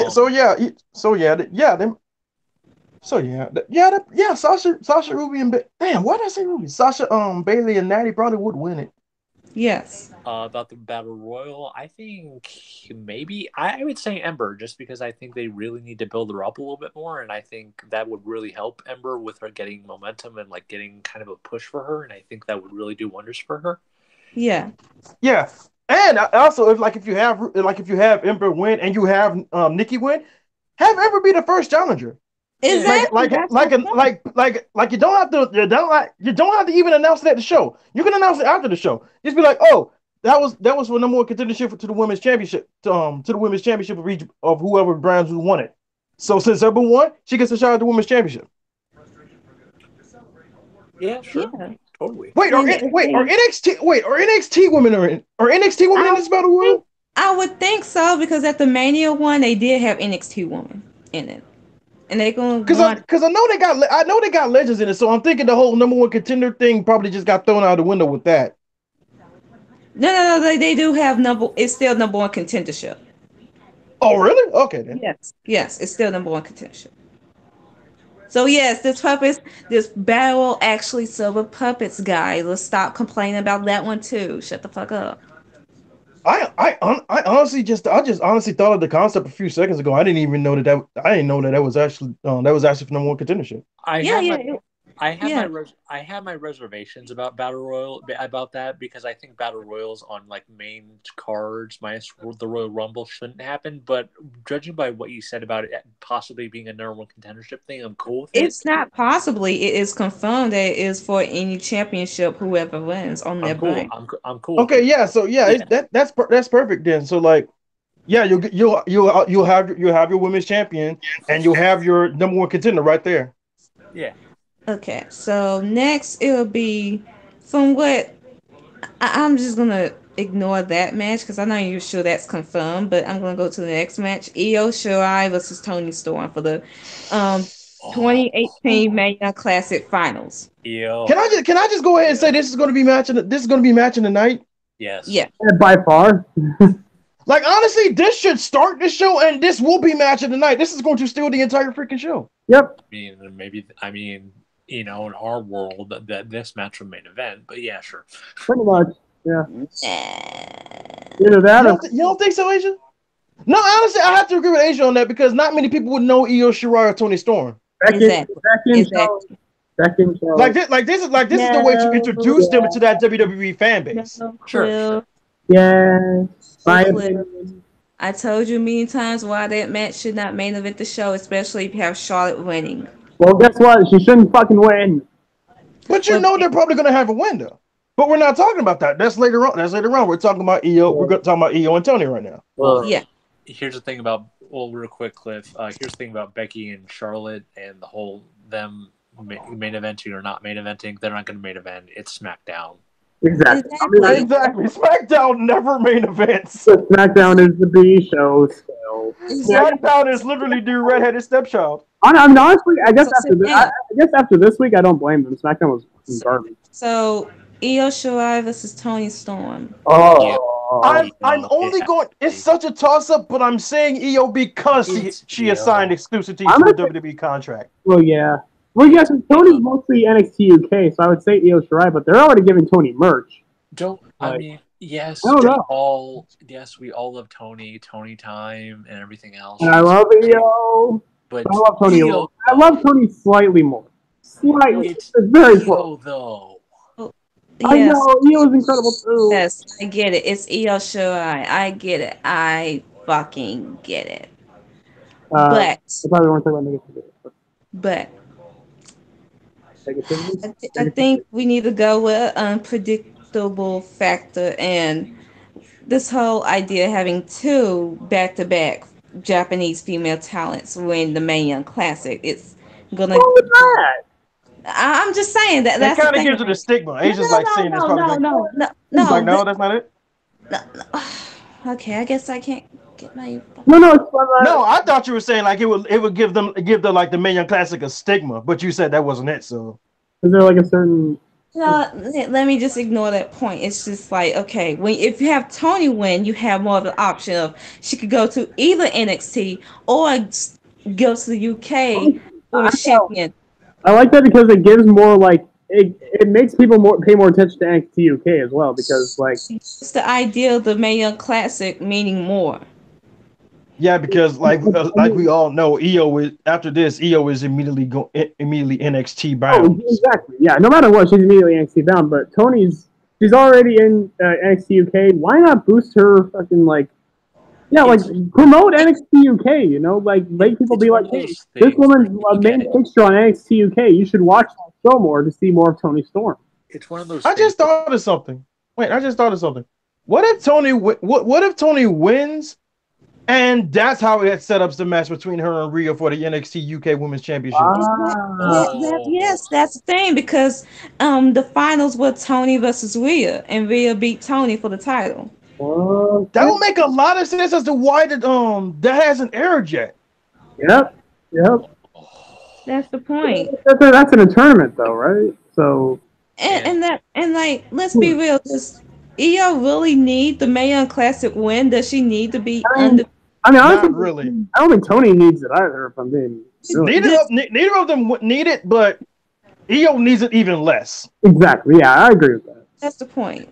That's my point. Like Io, she could just go challenge, whoever the champion is, and like she could already get the match. Bianca. Io has so much stock and credibility and hype and name value that she could show up at Evolution, take a dump in the ring, and walk away, and we'd all cheer the shit out of it.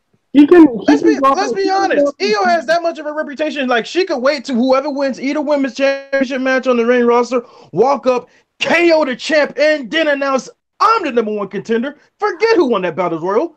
I'm the person you're facing for this belt. Because I'm Io goddamn Shirai, the best women's wrestler on the planet. And I drops mic, walks out. And I was gonna say, I don't think I'd argue.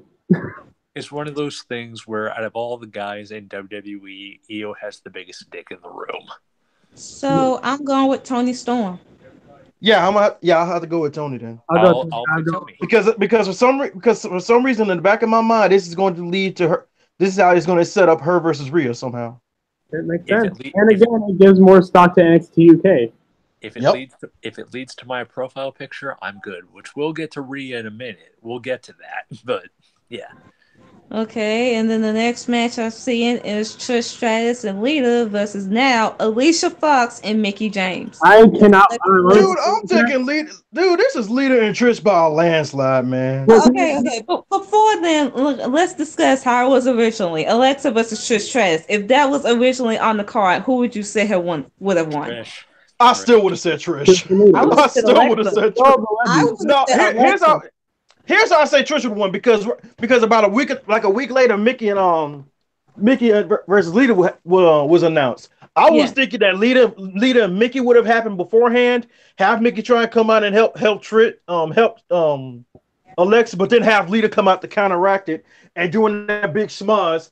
Trish hit satisfaction on Alexa, and that would be it. I just have to say one thing since we're being positive about the show. I mean, the biggest positive out of this match is one thing: we're seeing Trish versus Mickey again. Yes, you're right. Oh God, I forgot about that. We're also seeing Lita versus Trish again. And the fact that Alicia, she's finally get to be a part of like a history-making moment this year because she's been out. She missed the Women's Royal Rumble because of broken tailbone. She missed Mania. She missed the Elimination Chamber, the first ever Women's Elimination Chamber. She missed Money in the Bank. So this is her first history-making moment this year in terms of like women's history. Yeah, Alicia Fox has had some bad luck. So it's unfortunate for Alexa and very unfortunate. Forming our opinions and the fact that she won't be able to compete, that's sad. But yeah, this tag team match, I think it'll be a lot better with Alicia Fox in it because she is. Because I'd rather have 4 people who are 100% than have 3 people who are 100% and 1 person who is about middling around 45 to 50. But our official predictions. Anyway. Yeah, Trish and Lita. In fact, I'll even call the finish Stratisfaction into the moonsault. Oh, that's gonna be so dope. Ooh, that's awesome. Ooh. No, it's the Stratosphere. No. Oh, I was no, it's Stratisfaction. No, Stratosphere is the handspring. Well, imagine this. Lita goes up top, like reverse, like she's going for a moonsault, and then Trish does that. And it's almost like a poison Rana, but Lita lands with the moonsault. Yeah, but that's kind of a recipe for disaster, though, because there are so many ways that could get messed up. Or someone it's Trish and Lita, the ring rust. Yeah, maybe in the prime they could do it, but. Like I said, I'm calling it Stratisfaction into the moonsault. I'm calling it. That's the finish. Which would be dope. I mean, if they were young, a Stratosphere like moonsault combo would be fucking sick. But yeah. So, okay, here's one question: do we see tag titles being debuted on the show? I fucking wish. Yes, I'm gonna go ahead. I'm instead of being the asshole. Instead of being the rich asshole, I'm gonna be optimistic. I'm gonna say yeah, it's gonna happen. I do. But the champions, I still say the champions are gonna be crowned around Survivor Series. Yeah, yes, I do. It wouldn't be a show without Stephanie making more history and debuting some new shit. Stephanie is gonna play a part on this show and make some history. Yeah, Showtime announced. It'll probably be maybe the beginning of the show, or maybe before the main event. By history you mean Stephanie stealing her husband's ideas and taking credit for it. Yes. Stephanie. What do you say, women? How about we make some more history?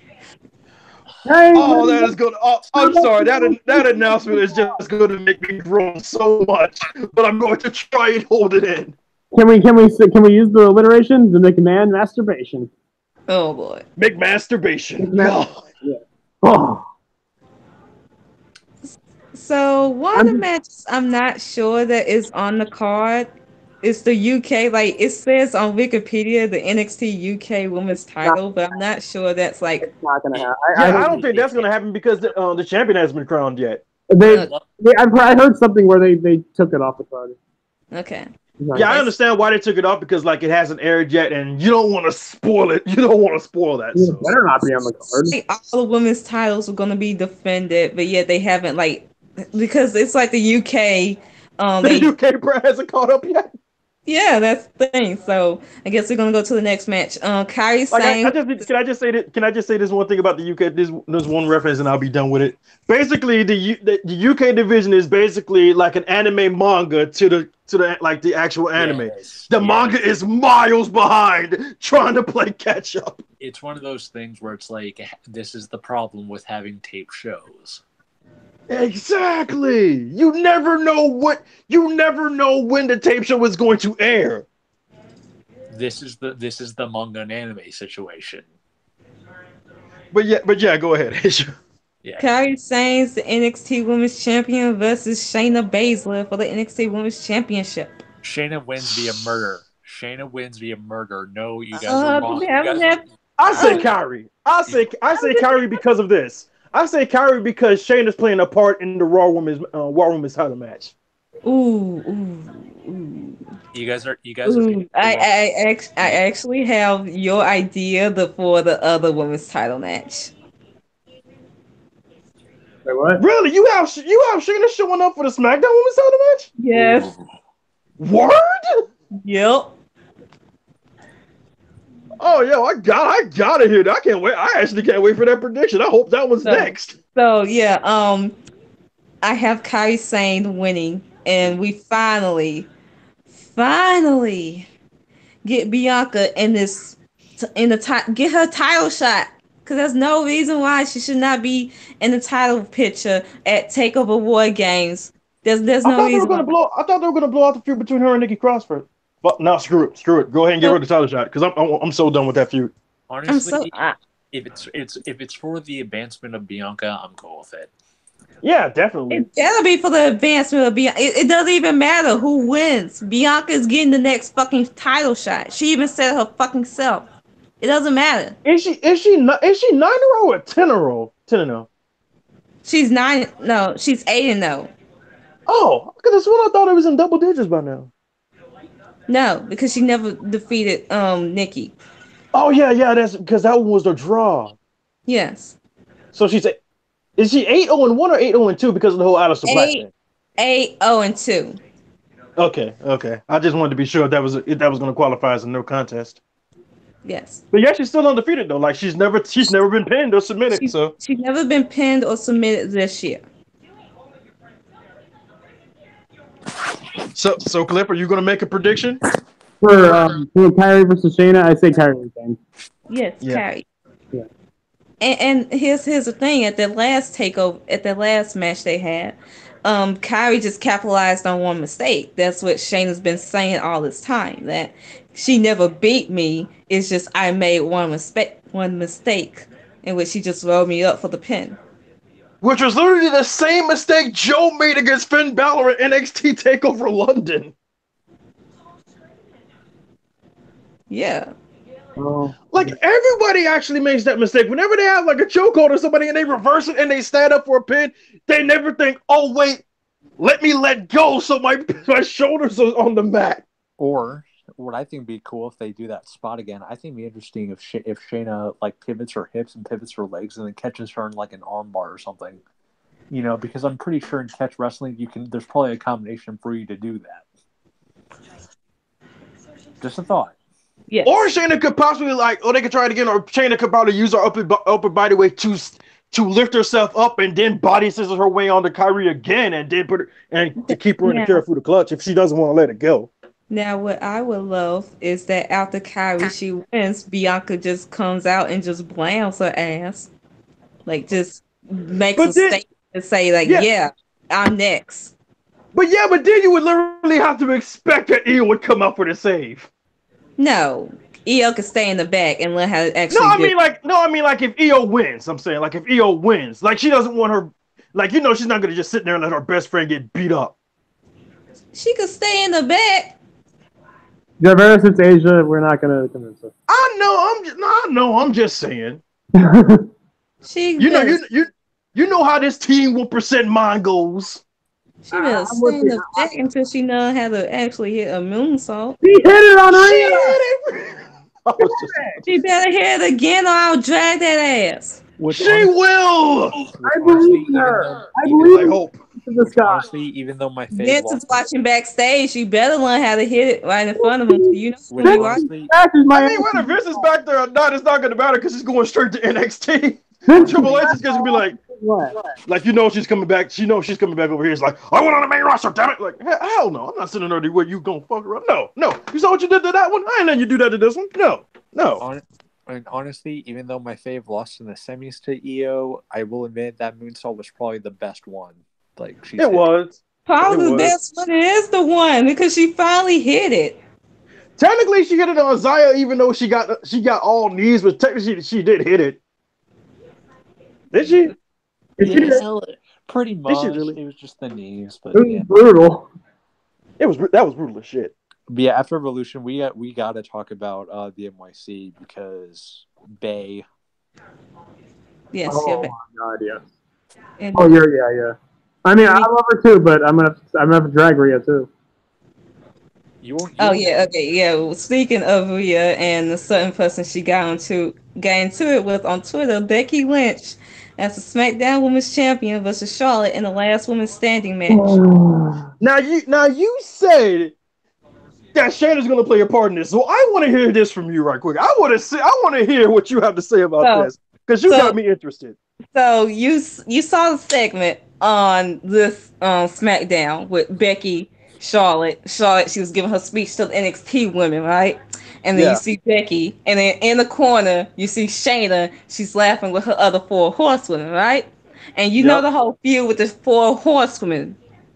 And the four horsewomen feud. Yeah, the four horsewomen MMA versus the four horsewomen of WWE, right? Yep. So you have the match with Becky and Charlotte, and everyone's been hearing the rumors of Ric Flair's going to come out.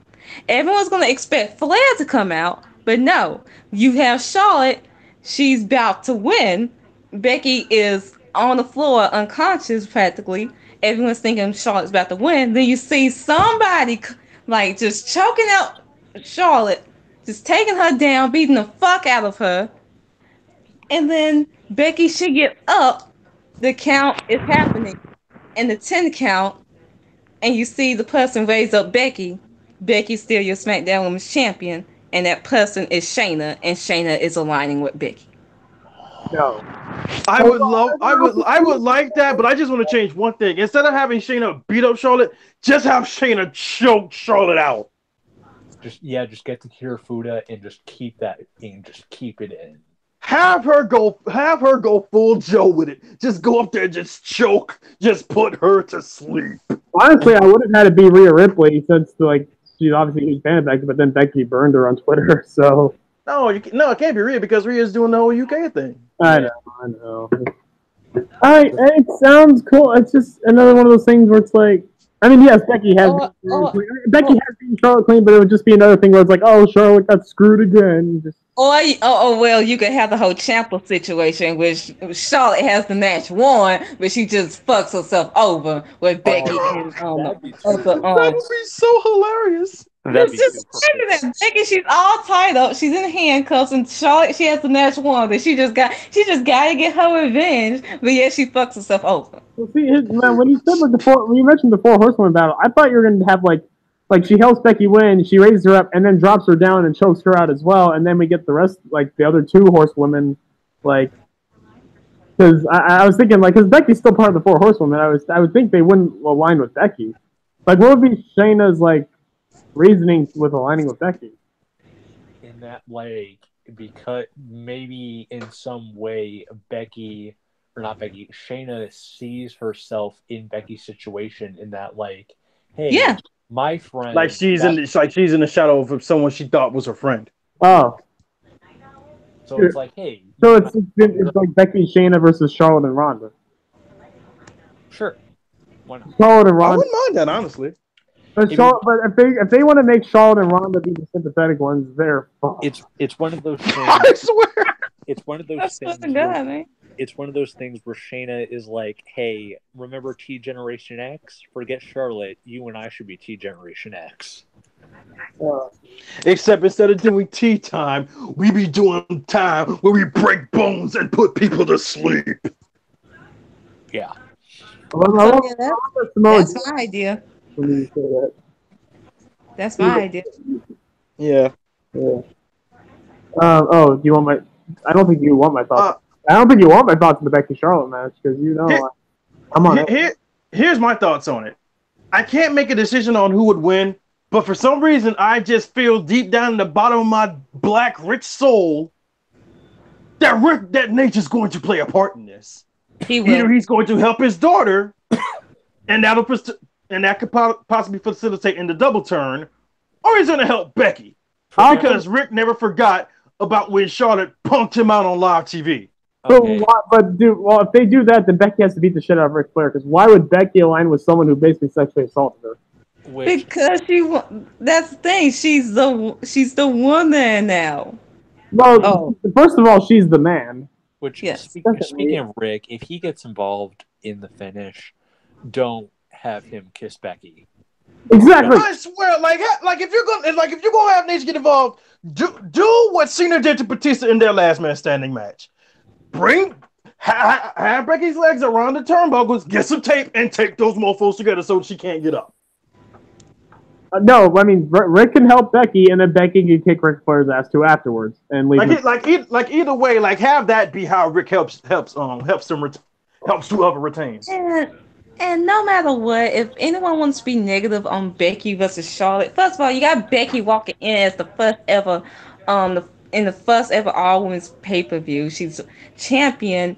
She was the first ever. She's first ever SmackDown Women's Champion. She's been killing it as champion, and even if she's dropping the title to Charlotte, she is going to get the belt back from Charlotte. She's going to get the biggest pop of the night. Not Nikki, not Charlotte, not Ronda, not anyone. Becky's going to get the biggest pop of the night. She's going to be the most overstar on this fucking show by a fucking landslide. There's no questioning this. Okay, that one I have to dispute because again, this is going to come more likely coming after Io versus Tony, which that'll probably get the biggest reaction of the night. Over, yes, but but also the main roster, like some of them haven't even seen Io. Yeah, main roster. Yeah, I get you that main roster. If more people got, if more people that are watching the network are like a small majority of the actual main roster crowd. If more people got more exposure to Toni Storm, then maybe it would be different. Like, because Toni Storm is incredibly over. She probably would be the same level of over, if not more over than Becky. But it's one of those things. If this pay-per-view was at like Orlando or something, yeah, Io and Toni would definitely get the pop of the night over Becky. It's one of those things where it's like how many wrestling fans are casuals, how many wrestling fans are hardcores. Exactly. I mean, I think a good portion of them are going to be hardcore because, there's not as much of a divide anymore because a lot of the casual fans are leaving. So, yeah, you're not even wrong. A lot of casual fans have just been turned off by the product. I don't blame them in a way. It has nothing to do with the women. It's just a product in general, and especially WWE's shitty practices as of late. Yeah. But on this show with this crowd, Becky is going to be the top star. Like, you already got Becky. She got the longest line at Evolution. They already chanted her name. They're she's the most over thing. And I've seen Becky in New York. She gets a bigger pop in New York than anywhere she goes. I don't know why. But Becky in New York is like her hometown. That's the thing. Even in losing Alpha, I think Becky will still be fine. I think Becky, it might be the takeover moment for her, but the crowd will still be behind her. Even as they boo Charlotte out of the building. Yeah, it's one of those things where the title doesn't make Becky. Becky makes the title. Exactly. Without that, so would you say that Charlotte winning the title would devalue the title heavily? Every other yes. Every other champion that has held that title has them less prestigious. Why do you think they keep putting the belt on Charlotte? Because they keep giving her these accolades to make her mean something when in actuality she don't mean anything without the championship. Because who's her dad? Ric Flair. Woo! That's the point. You know what would make me mad? You know what would make me upset? If they do the double turn and Becky gets cheers after the match, then we hear Road Dogg on Twitter see to all those fans who thought we didn't know what we were doing, who's laughing now? I'm gonna be so upset. I'm gonna be so mad if I see that. I'm gonna be so mad. That's such a WWE thing. That's such a WWE thing for them to do. I think they're gonna kill it. Charlotte, I just hope she's been preparing for this match because their last match they had on SmackDown TV, she was fucking gassed out. It's like she hasn't done cardio or any of her training. Yeah, it was still I swear that was pathetic from Charlotte. And yet it was still pretty decent. It was decent. It was good, but I'm just saying I hope she's been preparing for this match. I know Becky has. Becky Lynch right now. Becky always prepares. Becky is always ready. I know you're gonna snap on me for saying that Becky should main event, and I know because if Charlotte wins, it's gonna make the crowd feel sad. But okay, who else in this year has epitomized this revolution, this evolution, whatever? Who is the face of all this? Who is basically the most over female in the world right now?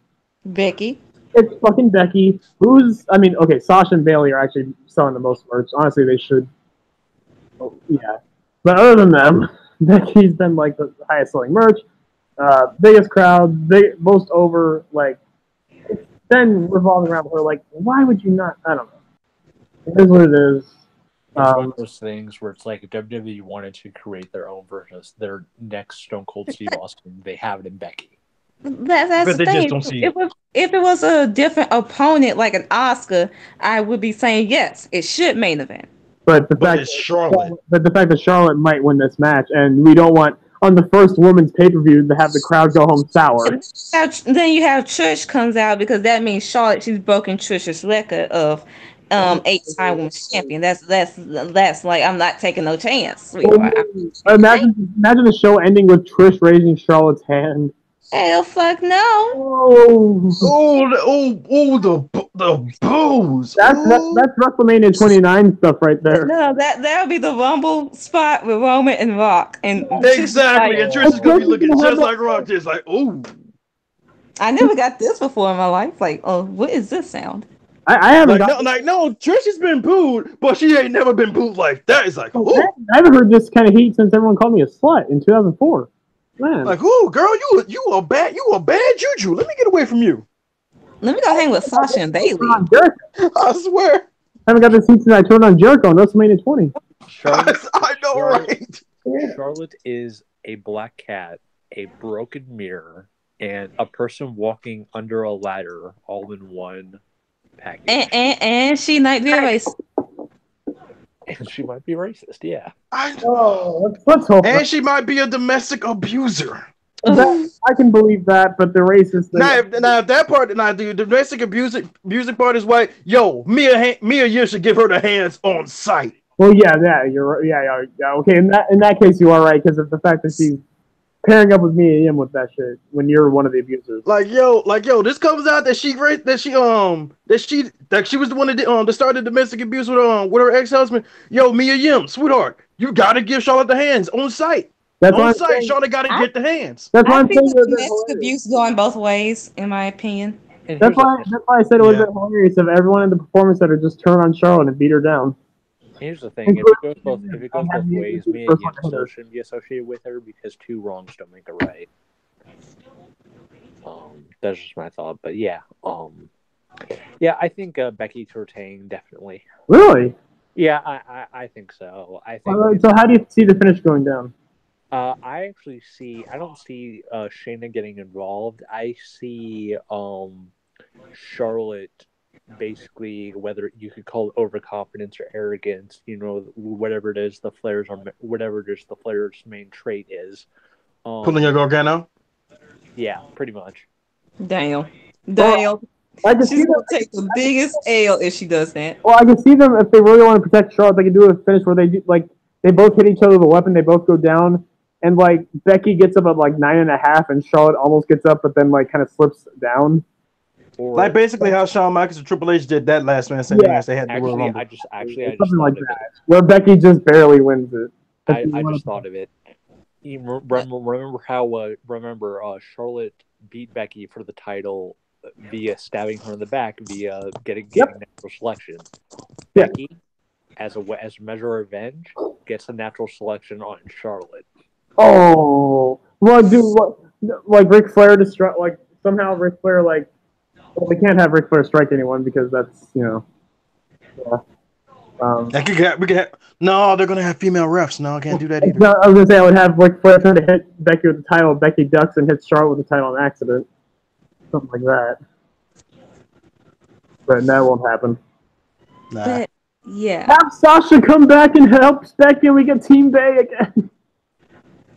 No, because then that might lead to the end of Becky and Bayley, and I'd like to keep that as a team at least until they win the tag titles.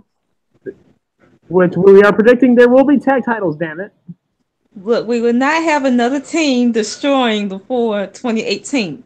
We will keep Sasha and Bayley alive until 2019. Oh, can we have the 3 horsewomen and just leave Charlotte out? But I thought Becky don't do friends. Oh, you're right. Becky don't do friends. Yeah. Becky's solo dolo right now. But again, she's like everyone's gonna turn on me, so no. Okay, I'm just gonna say it. To me, Charlotte doesn't exist. Becky is fighting the air. Who sounds like a great god? Oh man, basically, Rick, like Hulk, like the air gorilla press slammed Andre the Giant at WrestleMania 3. Dude, Becky just starts bumping for air, and I'm just like, what a queen.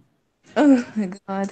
Okay. You know that whole thing No, about we how need wrestlers Becky can versus have, the fucking can opener, damn it. you know We how need the rematch. that whole thing about Becky facing, that whole thing about wrestlers having 10 5-star matches with broomsticks. Yeah, Becky can have have a 5-star match with air. Yeah, like I can have it with air. Beat that. Or just get one of those blow up dolls like Kenny Omega and Kota Ibushi wrestle. Oh my god, yes. Okay. Okay. So now we get to the main event for the Raw Women's Championship. Guys, it's not Evolution. That's not the name of the pay-per-view. It's Cliff, do not finish that sentence, or I swear I'm going to find you and take your kneecaps out. Can I watch? Oh damn it! I don't know if you're not able to watch. I'll send you the video. Oh. Okay. Well, Ronda can Rousey. you put it on YouTube so I can become famous? Ronda Rousey versus Nikki Bella for the Raw Women's Championship. I've got Ronda. Can I start? Because I like to go ahead and get my Shayna thing out of the way. Yes. You go. Okay. Oh, hang on. Oh, let me get this. Let me get back in my seat a little bit. Roll up my sleeves. So yeah, basically, Asia, you and I had the same thing, that Shayna was gonna play a part in the women's championship match. You and I just had a different opinion on which match. Here's my opinion. Ronda Rousey is going to unfortunately, Ronda Rousey is going to thoroughly beat Nikki Bella's ass. She's going to dominate.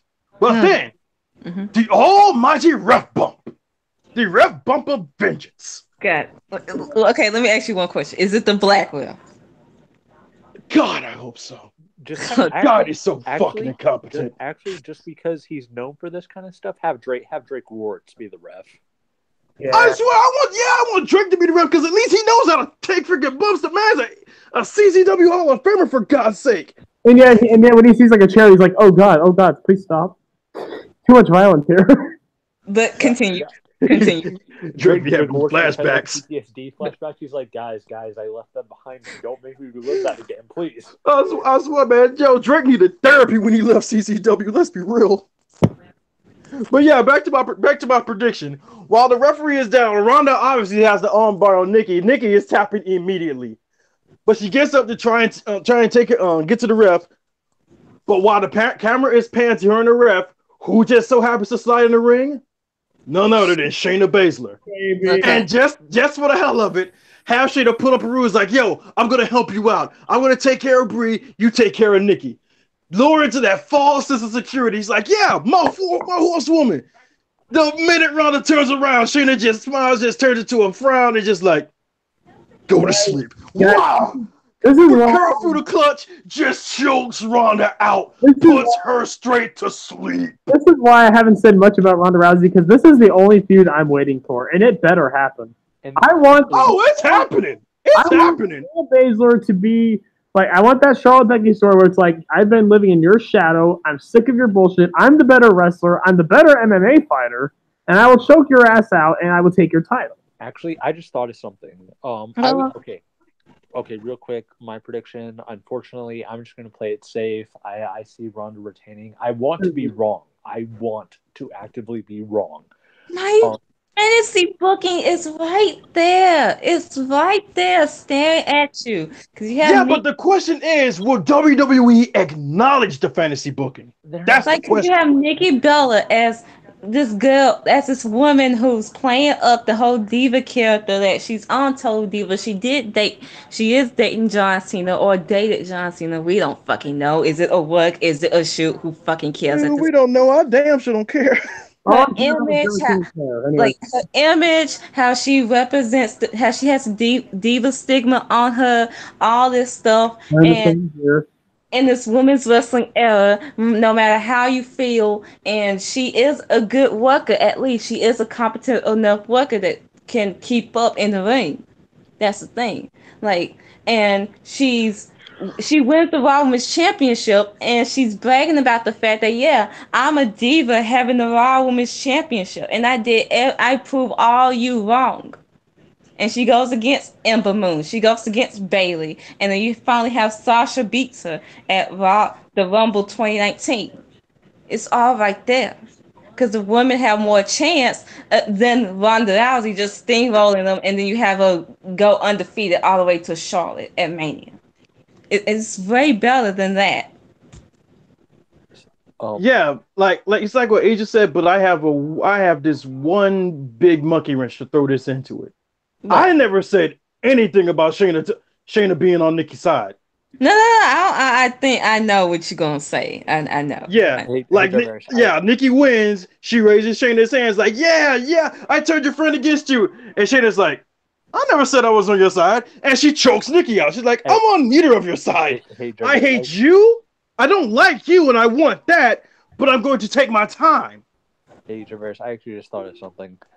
Instead of the Kirifuda, because Shayna has a background in catch, she decides to give Ronda a taste of her own medicine. You talking about armbar? Gets a double wrist lock, so Ronda's arm will be behind her back, with Shayna using her leg as a fulcrum to crank it. And then she, with her hands, she grabs Ronda's arm. So basically, oh god, yeah, that would be painful. So basically, here's what it would look like. It almost looked like Becky's disarmer, but what would happen? What it would look like is Shayna is standing on Ronda's back with Ronda's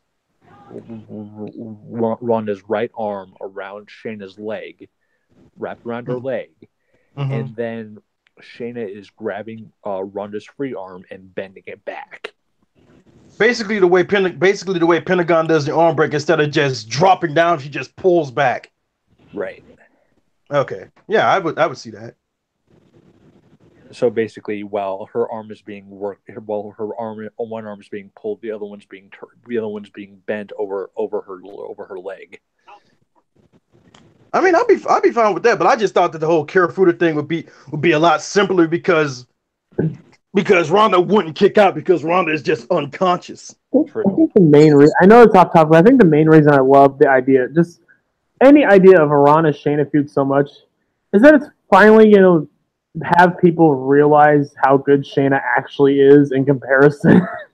Yeah, like people are finally going to realize that maybe Shayna should have been the one who was leading the Four Horsewomen. And not because remember like how it was the first NYC where it's like, oh, Shayna's just in here because she's Ronda's bitch. She's all this stuff. She doesn't even know how to wrestle. No, okay. This is gonna make her a star, and at this point, people are gonna finally realize, yeah, Shayna's the real deal. Okay, I may have changed my fave from Shayna to Rhea, but I still adore. Here's how I look at it, Cliff. Okay, Becky, you stand Becky. You stand Becky hard. Very. Becky. Rhea is to me what Becky is to you. Yes. On that same note, Shayna is to me what Deonna is to you. Oh, yes. Or maybe, would be what Mia Yim is to me. Well, because Deonna, I just go full together. Sure. Either one. Ew. Maybe Mia Yim is what Kevin Cross is to you. So, yeah. I want... His thing, we're gonna have one shocking moment or one shocking win of the night. So yeah, we have to. So basically, you're saying while WWE probably would play it safe, you're saying just throw one shocking moment in there. Here's the thing: if Ronda Rousey's retaining, I see Becky Lynch. Actually, I have an idea about Nikki Bella, and if she wins the title, I don't know if you're cool with this. What if the very next night she throws the Rollins title in the trash and brings back the Divas title? Heat. I see her customizing the belt, if anything. No, but the heat that would get. If you really want to go there, if you really want to go that far with the Divas stigma, what is that? That would be fucking crazy. Right?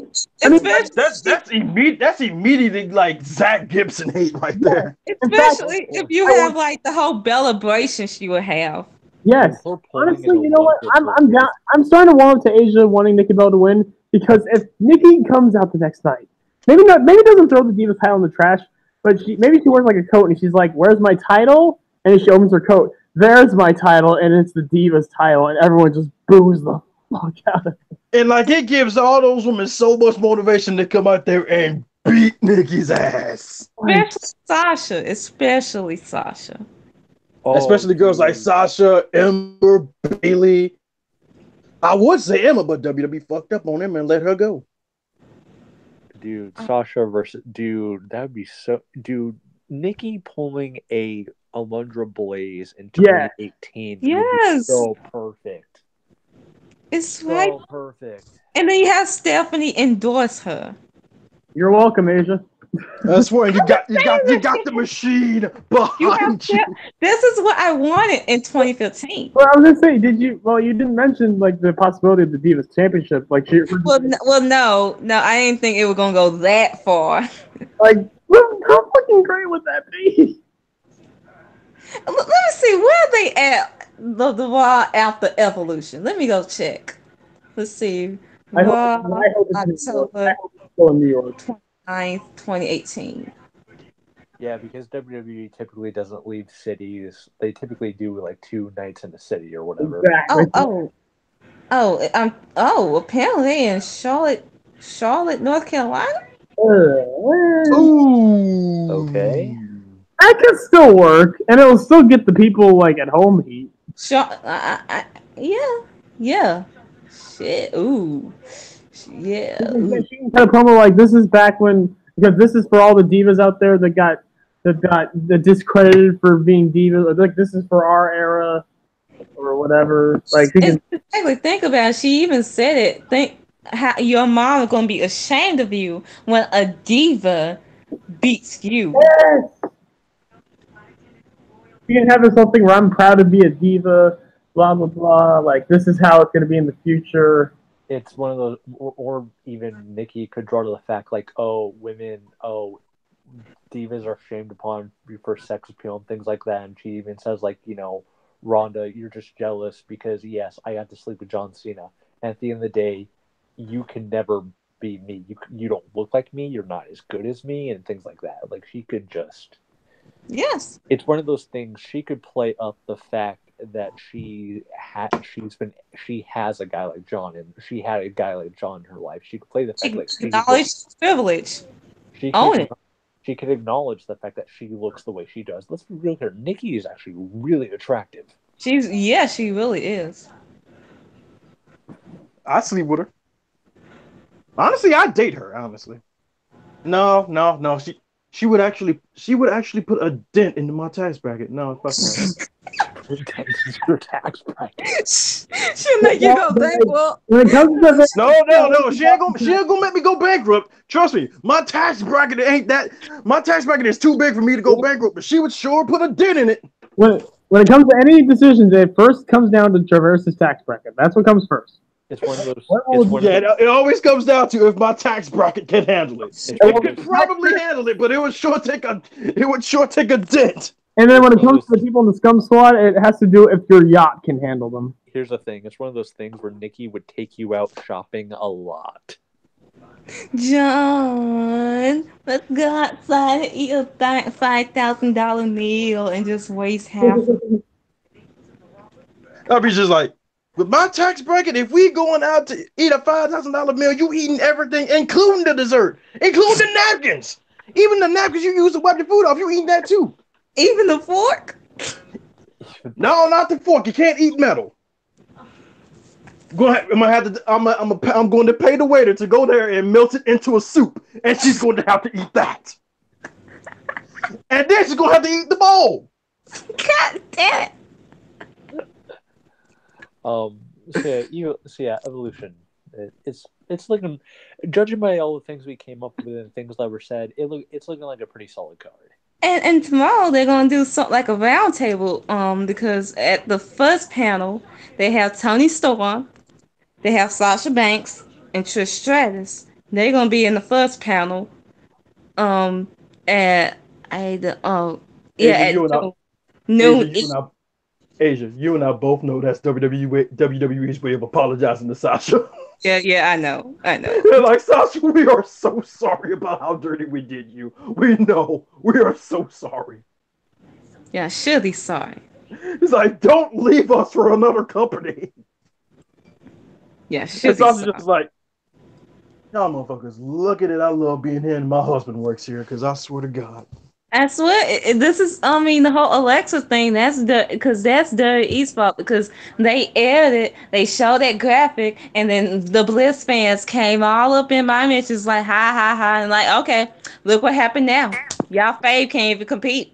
So karma is a Exactly. bitch. It went from being a tag match to now it's gone that she's not in it at all. Asia, Karma is a bitch, sis. Asia, what is What? what is Sasha doing on Instagram right now? Did you look? Did you see? I'm sorry. Explain. Okay, so I went to Sasha's Instagram and she's basically having all these little like moments of women's evolution stuff, like her moment with Trish, with the Bella twins back in the day, with Alicia Fox taking a picture with Mickey James, Vicky Guerrero. It's like all this stuff of like throughout her whole career. And it's so beautiful. Y'all need to go see it real quick.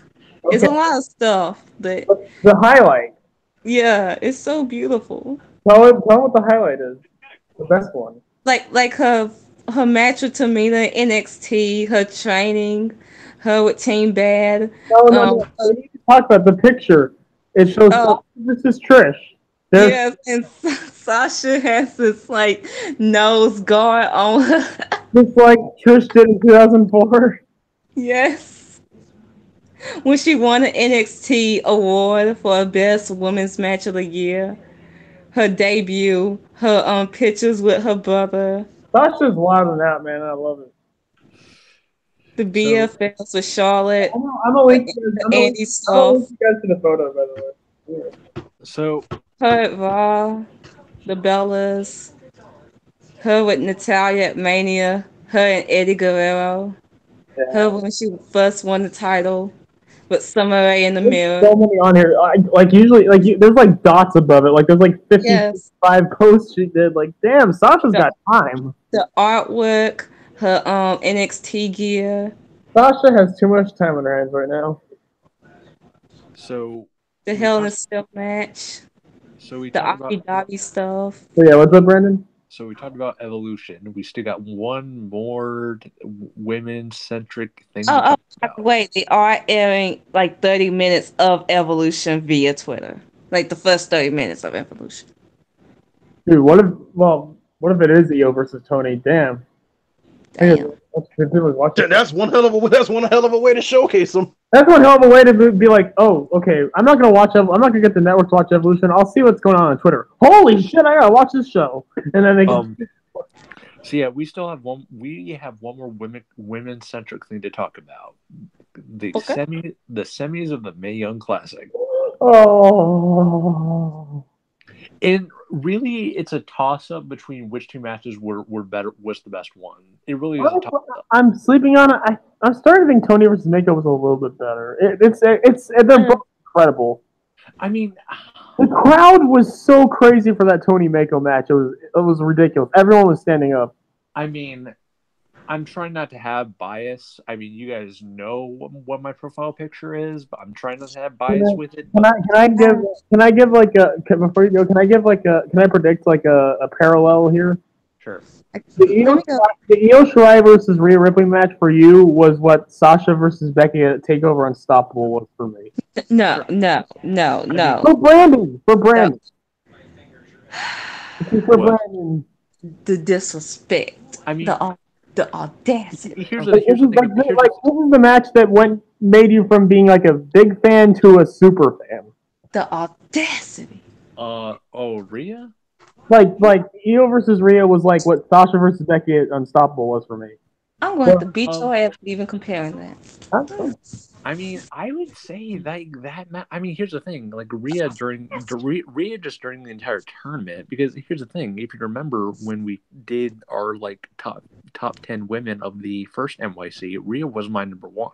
Right? Yeah, she was already like you were the OG Rhea fan up in here. Right. So it's like. And so I think now it's just one of those things where she's got this great character and she's doing all this amazing heel work. Like it's just kind of just made my fandom explode. I'm rewatching the match, by the way, to see does it change my opinion. Because at first the match was whatever to me. I like the match for what it was because we got to remember this wasn't planned.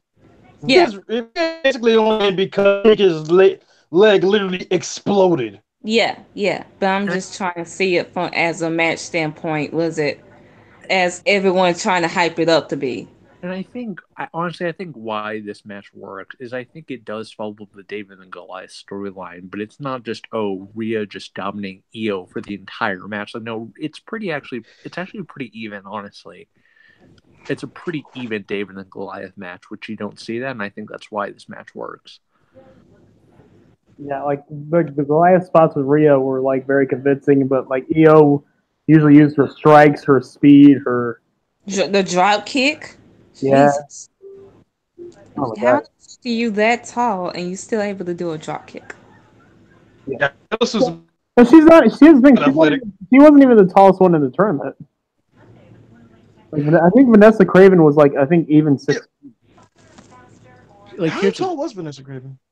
I think she's like 6 feet.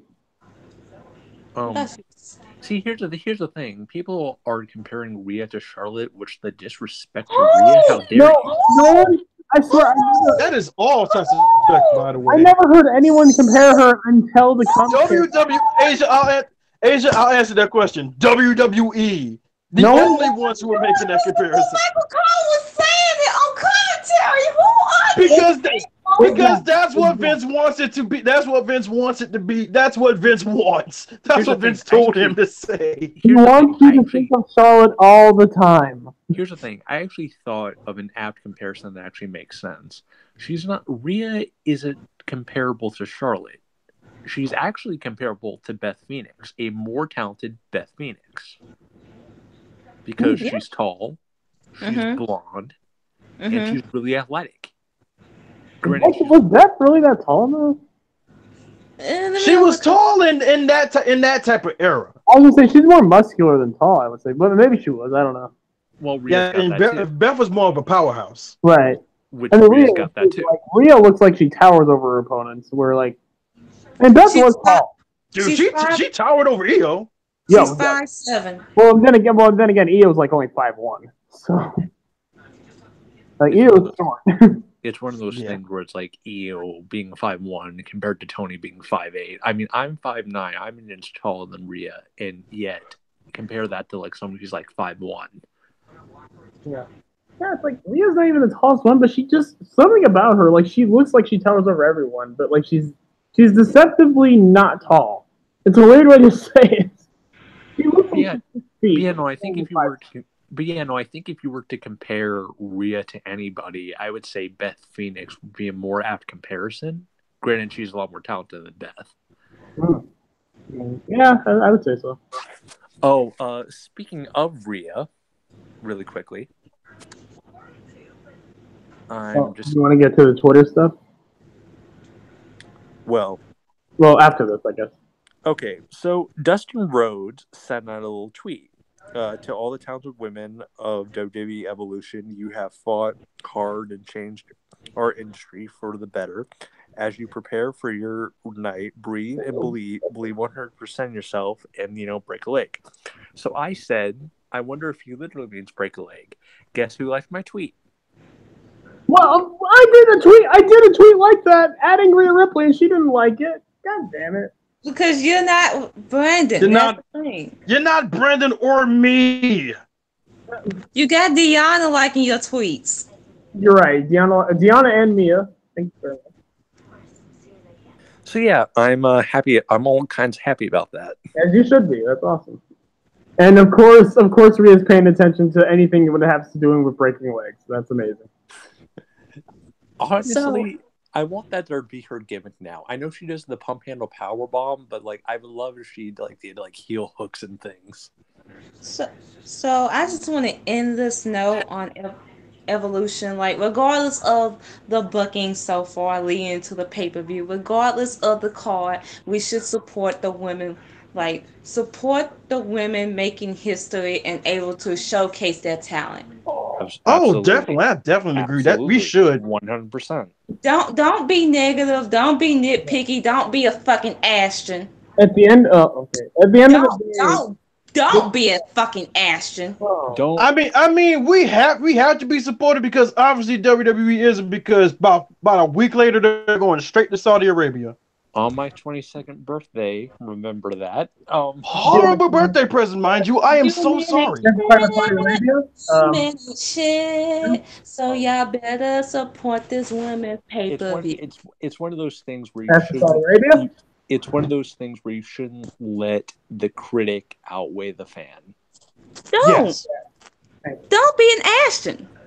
Because as a fan, I cannot wait till Sunday. I want a live reaction to this as a fan on Sunday. Like just the intro to the show, like even if Stephanie does give like a speech at the beginning of the show, it's still like it's the fact that this is the first women's pay-per-view. And more likely it's going to lead to the women's tag title. So yeah, this is a huge moment. Let them have their moment. Why you gotta be a dick and just like take over and just be that cynical asshole? Even if it doesn't lead to tag titles, the fact that it's even happening, for a long time we didn't even think this was possible. And the fact that we've come this far to where like it's just all women, like it's their show. I'm just gonna say it. Like I know like the big thing for a lot of the women, especially like Sasha and Becky and Bayley and Charlotte, was, hey, we want to main event WrestleMania. We want to main event that show. Honestly, looking at it now, I feel like they don't need it because this is their WrestleMania. I hope I'm wrong about what Triple H said, because I want this to be a yearly thing. I mean, it's getting a lot of coverage for to be like up to Mania. Becky, she's doing a lot of interviews. Sasha, she was on the Real today. Nikki and Brie, they're gonna be on Jimmy Fallon. Like they getting a lot of coverage. They were gonna be on Megan Kelly's show, but Megan Kelly got fired. Oh. By the way, me, Yim, and Keith Lee now have a ship name. It's called Yimitless. Yes. What's it called? Yimitless. God, it's Mia's last name along with Limitless. God damn it. Yimitless. It's cringy, but it's cute. It's so cute and cringy. That's why I love it. I'm so glad Mia Yim is finally with someone who will treat her good. Yeah. Like even though it's not me, I have to admit, Keith Lee is 100 times better than me and my tax bracket. So. Oh, dude, how much has he risen your tax bracket? Dude, it's Keith fucking Lee. He's limitless, dude. Dude, wait, has he accepted your invitation to Team 1%? Because I figured you've already sent him an invitation. Of course, he's all. Dude, he didn't even need an invitation. He was already in when he was created. Yeah, like Mia and Keith are such. The name of the yacht is called the Spirit Bomb. Dude, wait, does he know that he's in it? Of course he does. You should tell him. Because apparently since he was born, he was in it. So. Yeah, Mia and Keith, like that's cool. They're so dorky. They're really dorky people, but it works. It's like Becky, man. That's why I get Mia. That's why Mia's my number 2. It's just. This is why Mia Yim has always been my number 1 waifu. I see a black Korean blue-haired Becky. That's what I see. And with Rhonda, or not, fuck, Rhea. With Rhea, I see a blonde, tall, punk, metal, Australian Becky. I swear, Brandon, if you were about to say Ronda, I was immediately about to say, wait, you have Ronda as a waifu? Man, you need to reevaluate your life choices. What? Ew. No, he has Shayna. No, Brandon was trying to say Rhea, but for some reason he had Ronda on his mind. No, I was stuttering. I have a really bad stutter. I hate it. Oh, okay. I didn't hear the Ronda part, but yeah. No, I said you have a half black, half Korean, blue-haired Becky. I have a blonde, tall, punk, metal, and then I said Shayna, Ronda, Rhea. Jesus Christ! Yeah, I mean Shayna's a little more closer. Well, but yeah, Rhea is definitely. Rhea's also it's like number 1 Rhea, number 2 Shayna.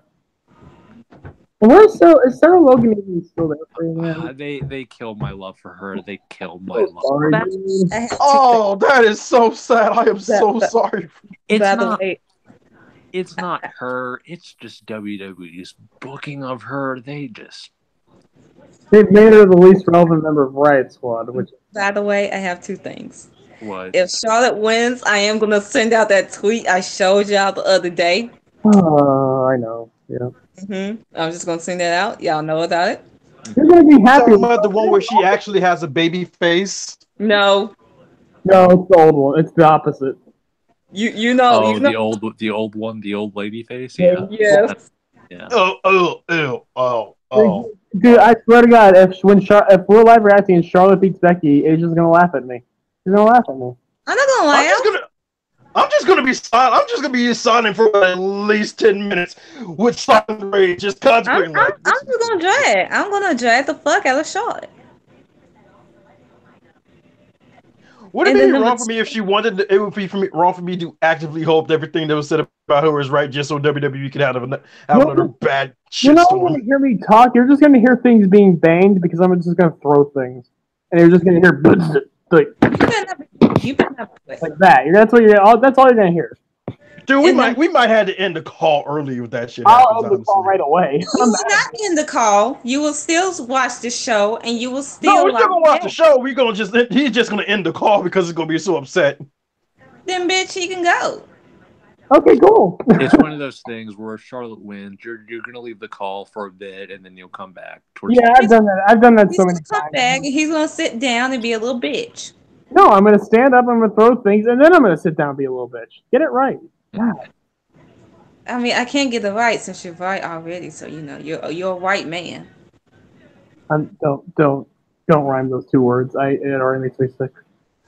So And number two, if y'all phase do not show up with new fucking gear, I'm gonna drag them. That goes for you, Billy Kay. How the fuck are you still having the same black ass gear every fucking week? But the blue is iconic. I caught my ass. She's Oh. fucking wrestling since 2007. She's been mediocre at fucking best. How the fuck that makes any sense? Can I be real for a second? I think the only person that's gonna have new gear is Sasha. Sasha and Bianca. So can I just say, That's why I have good phase, because I know they're gonna bring it regardless. I know they're gonna bring new shit. They're gonna bring new moves. Bianca and Sasha. My number one wife who ain't on the show. So that sucks. She probably will be in the battle royal if anything. So can I just say? No, I don't think so because she just got there. I don't think so. I do. I think she would be. I hope so. So what, can I just? What if Mercedes is in it? That'd be great. Oh, that'd be awesome. I mean, she'll get eliminated real quickly, so that'll probably piss me off. You know. I mean, any chance to see Mercedes, I'll take it. I'm telling you. Anything. Tell y'all phase right now to get some new shit. Because they show up in that same raggedy ass gear I've been seeing all fucking year. I'm dragging the shit out of them. I don't give a fuck that EO. I don't give a fuck if they're Tony. I don't give a fuck if they're Ronda Rousey, especially Ronda Rousey. I'm tired of that fucking shit you wearing. Get some new gear, bitch. If you're not gonna get some new gear, at least get better pants. Because I'm tired of you pulling your pants down. Move set. Get some new moves. Show off. You Velveteen Dream. You better be wearing some pants. Also, Jarvis, my dude, you're kind of messing up. I love you, man, but you're kind of messing up the aesthetic because we all have women. We all have women as our profile pics, dude. Hey, I'm rich. I can do that. Thank you very much. Hey, Okada can do anything. If he wanted to be a woman, he can. And he be putting out 5-star classics in WWE with Sasha Banks. Exactly. And we know this. You're damn right. And he'd still win because Okada is too goddamn OP. A female Okada, I can't help but picturing them being their fan art of that. Her name's Io Shirai, but anyways, go on. Her name's Io Shirai. He's not even wrong. True. That's true. Because Asia thinks they're both overrated. Wait, what? Okada and Io. I don't think EO's overrated. I just don't. I'm not gonna like the booking that NXT is gonna provide for her. Get it correct, ho. I'm with you on that. She likes see, EO, but she just doesn't want her to be booked when like I Oscar was see, booked. I'm with you you keep on that. misquoting me, and when I beat your ass, then you're gonna want to play fucking victim. The one thing I gotta say, the one thing that really works with all of our profile pictures is that all of our faves are holding titles. I mean, I'm pretty sure Becky's not gonna hold a title anytime soon.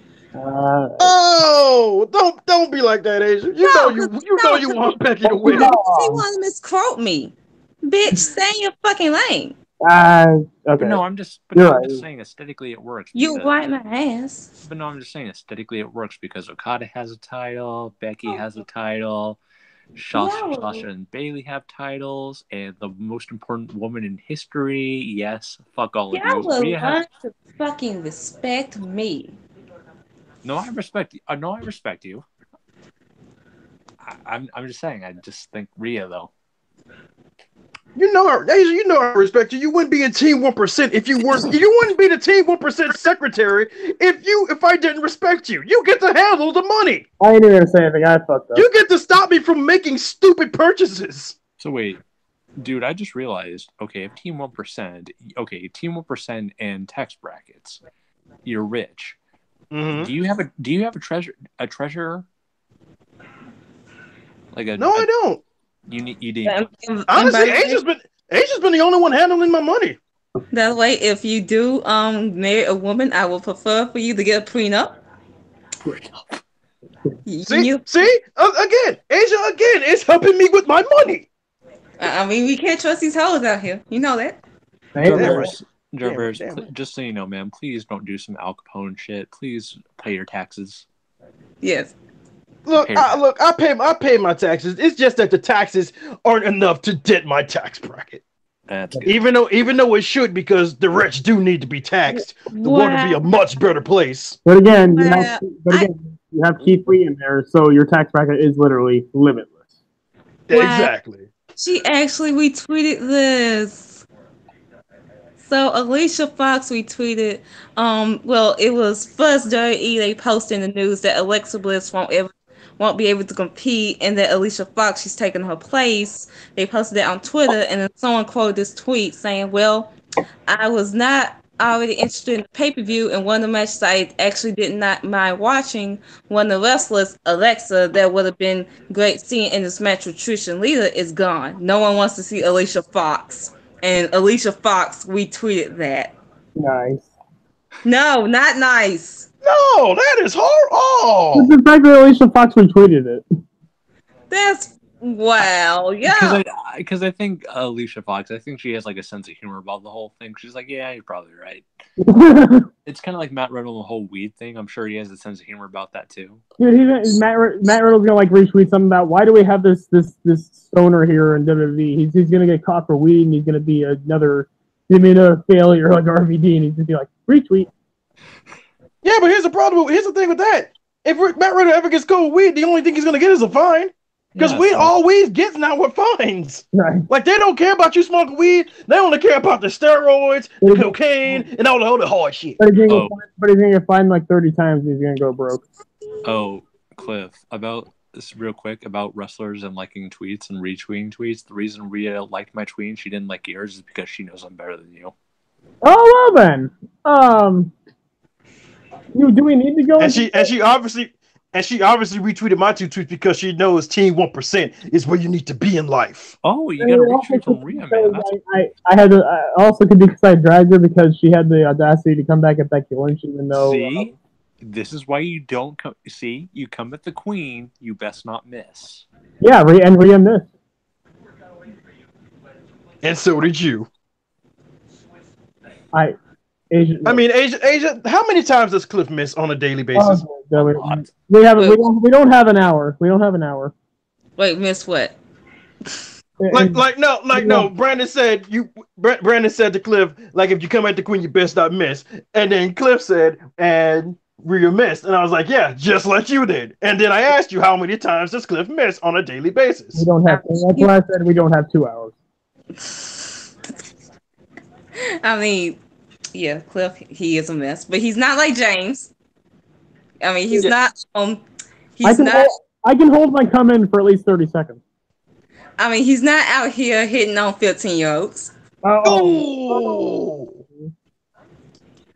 Yeah, James, you ever come anywhere near my team 1% yacht, it's on site, you're getting shot. I mean, allegedly, that's what he did. I didn't see it. Cliff told me about the news, so you know what? He retracted everything. That's why you don't go hitting on people you don't know. Exactly. You don't do that, especially on the internet. Because they could end up being 12 years old, and then you're just like, what the fuck am I doing with my life? And then you're going to be up in there selling the jail cell with Big Bubba. Yep. I don't. Okay. That's just another Tuesday for James, so whatever. Yeah. But yeah, Evolution looks like it's going to be a good card. It looks like it's going to be a great show. Hopefully they don't disappoint. So I'm going to be optimistic about this. I mean, this is my thing. Like, it's been a shitty build, but yet look at how SummerSlam was. It's one of those things where it's like when it comes to our prerequisites. That's a hard word to say. Yeah, Okay, you just said that to be a dick, and you know it. You just said that to be a dick. I'm so good. Yeah, that was a dick move. That was on purpose. Because of our prerequisites, there we go. Despite that, and despite all of our concerns, now that we talked it out, we talked about the booking, we talked about what we would do and the things we like. We talked about all of it, the good, the bad, with Evolution. It looks like it's looking like a really good card. I'm excited for it. Yeah, definitely. It's looking like a really good card. Just the fact that we're getting it is just amazing in and of itself. And good lord, it's going to be so much better than Crown Jewel. So when it comes to our live reactions, are we doing it off the air? Or are we doing it in a live video? We'll do it on the air. Oh, we're doing it on the air? All right. Well, I'm going to be... I might make it out of work Sunday. And I could probably be... My day's probably going to be earlier in the day, so yeah, I'm probably good. Yeah, so even if I show up a little bit late, I'll still be there for the reaction. Yeah, and they're going to have a pre-show, and it's going to be more of like, they're going to be dressing up and all this stuff. It's going to be fan. It's going to be they're doing the whole red carpet thing, too. Yeah. Okay, that's pretty cool. Treat it like it's a big deal. I like it. Yeah. Well, at least, yeah. But yeah, this has been quite the episode. I can't wait for Evolution. I mean, whatever happens. This episode has been probably one of the more positive ones. We obviously talked about the negative. We got that out of the way early, but honestly, this has been one of the more positive episodes. Yeah.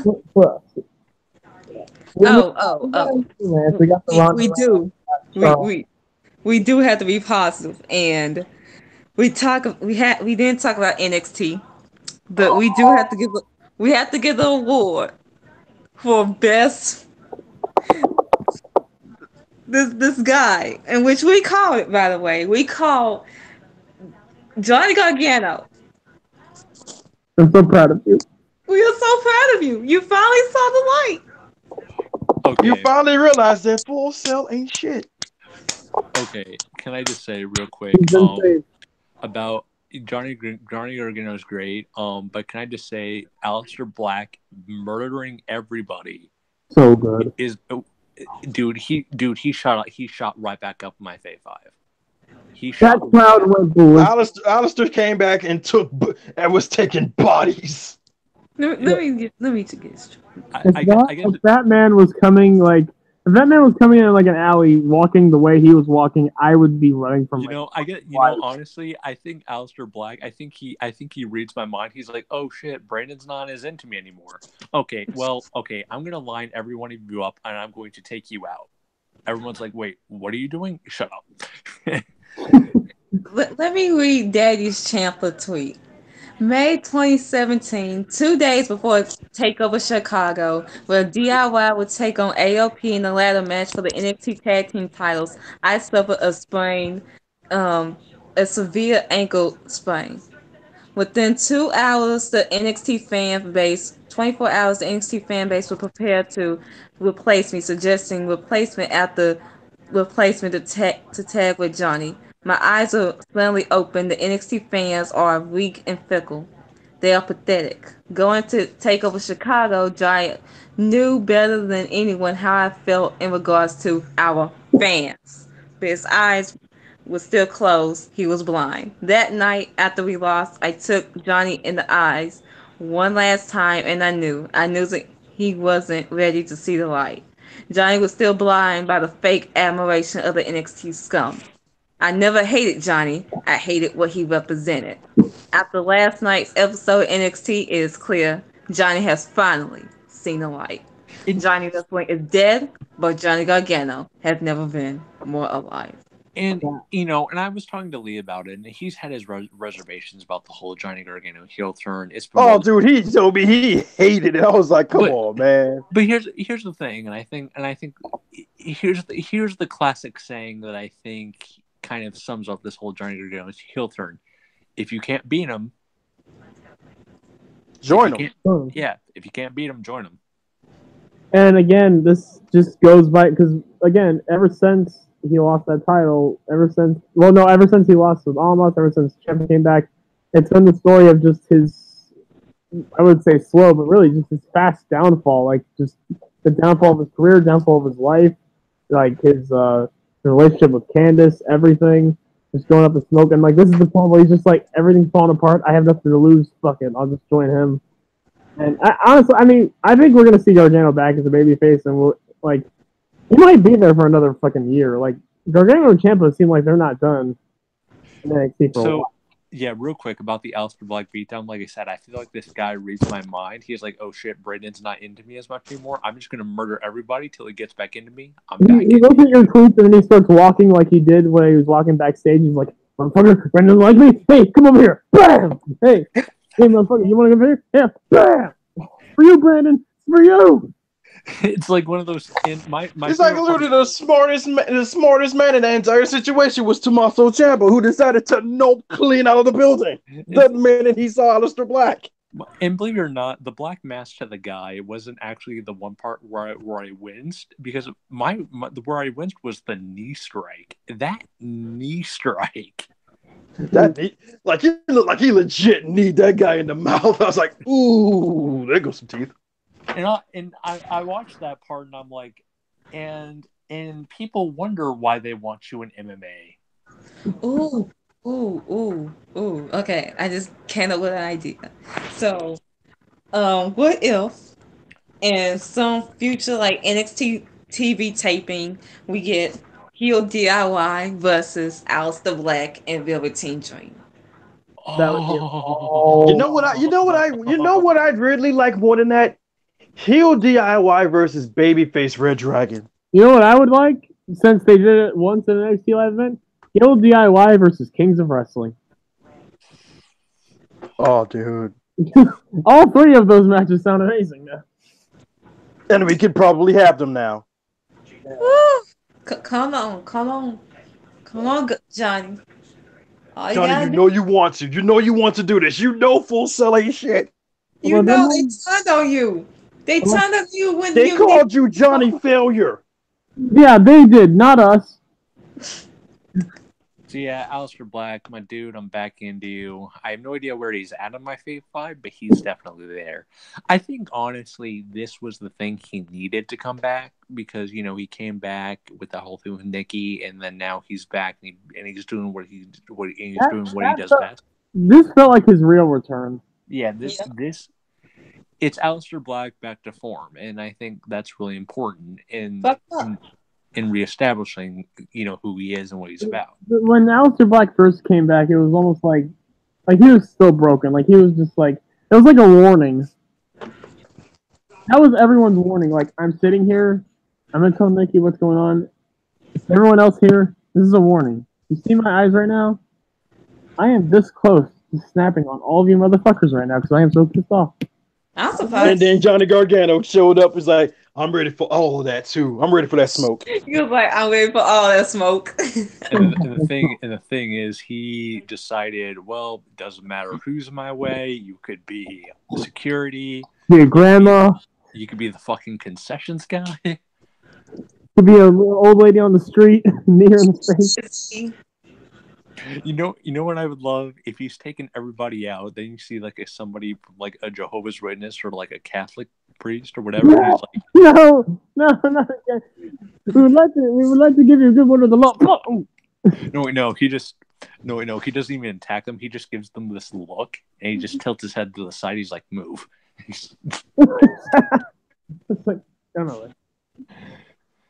He's like, I ain't got time for you right now. And the priest is just like, okay. Because they know. I'll move on to the others. I'll move on to someone else. Like, he's like, ooh, that man is not to be trifled with.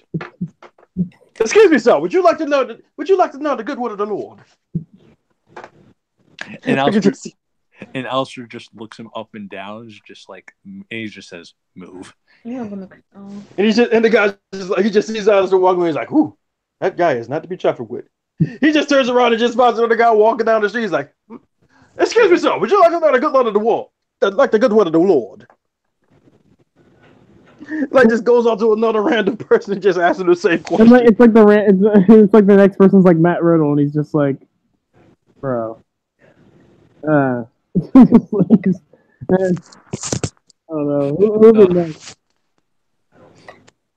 Oh no! And he goes up to Keanu Reeves. Oh, would you like to hear the good? Oh no! And then goes. He's like, would you like to? Oh dear goodness, no, Dude. no. Not even God can save you. Oh. Dude, I just realized something.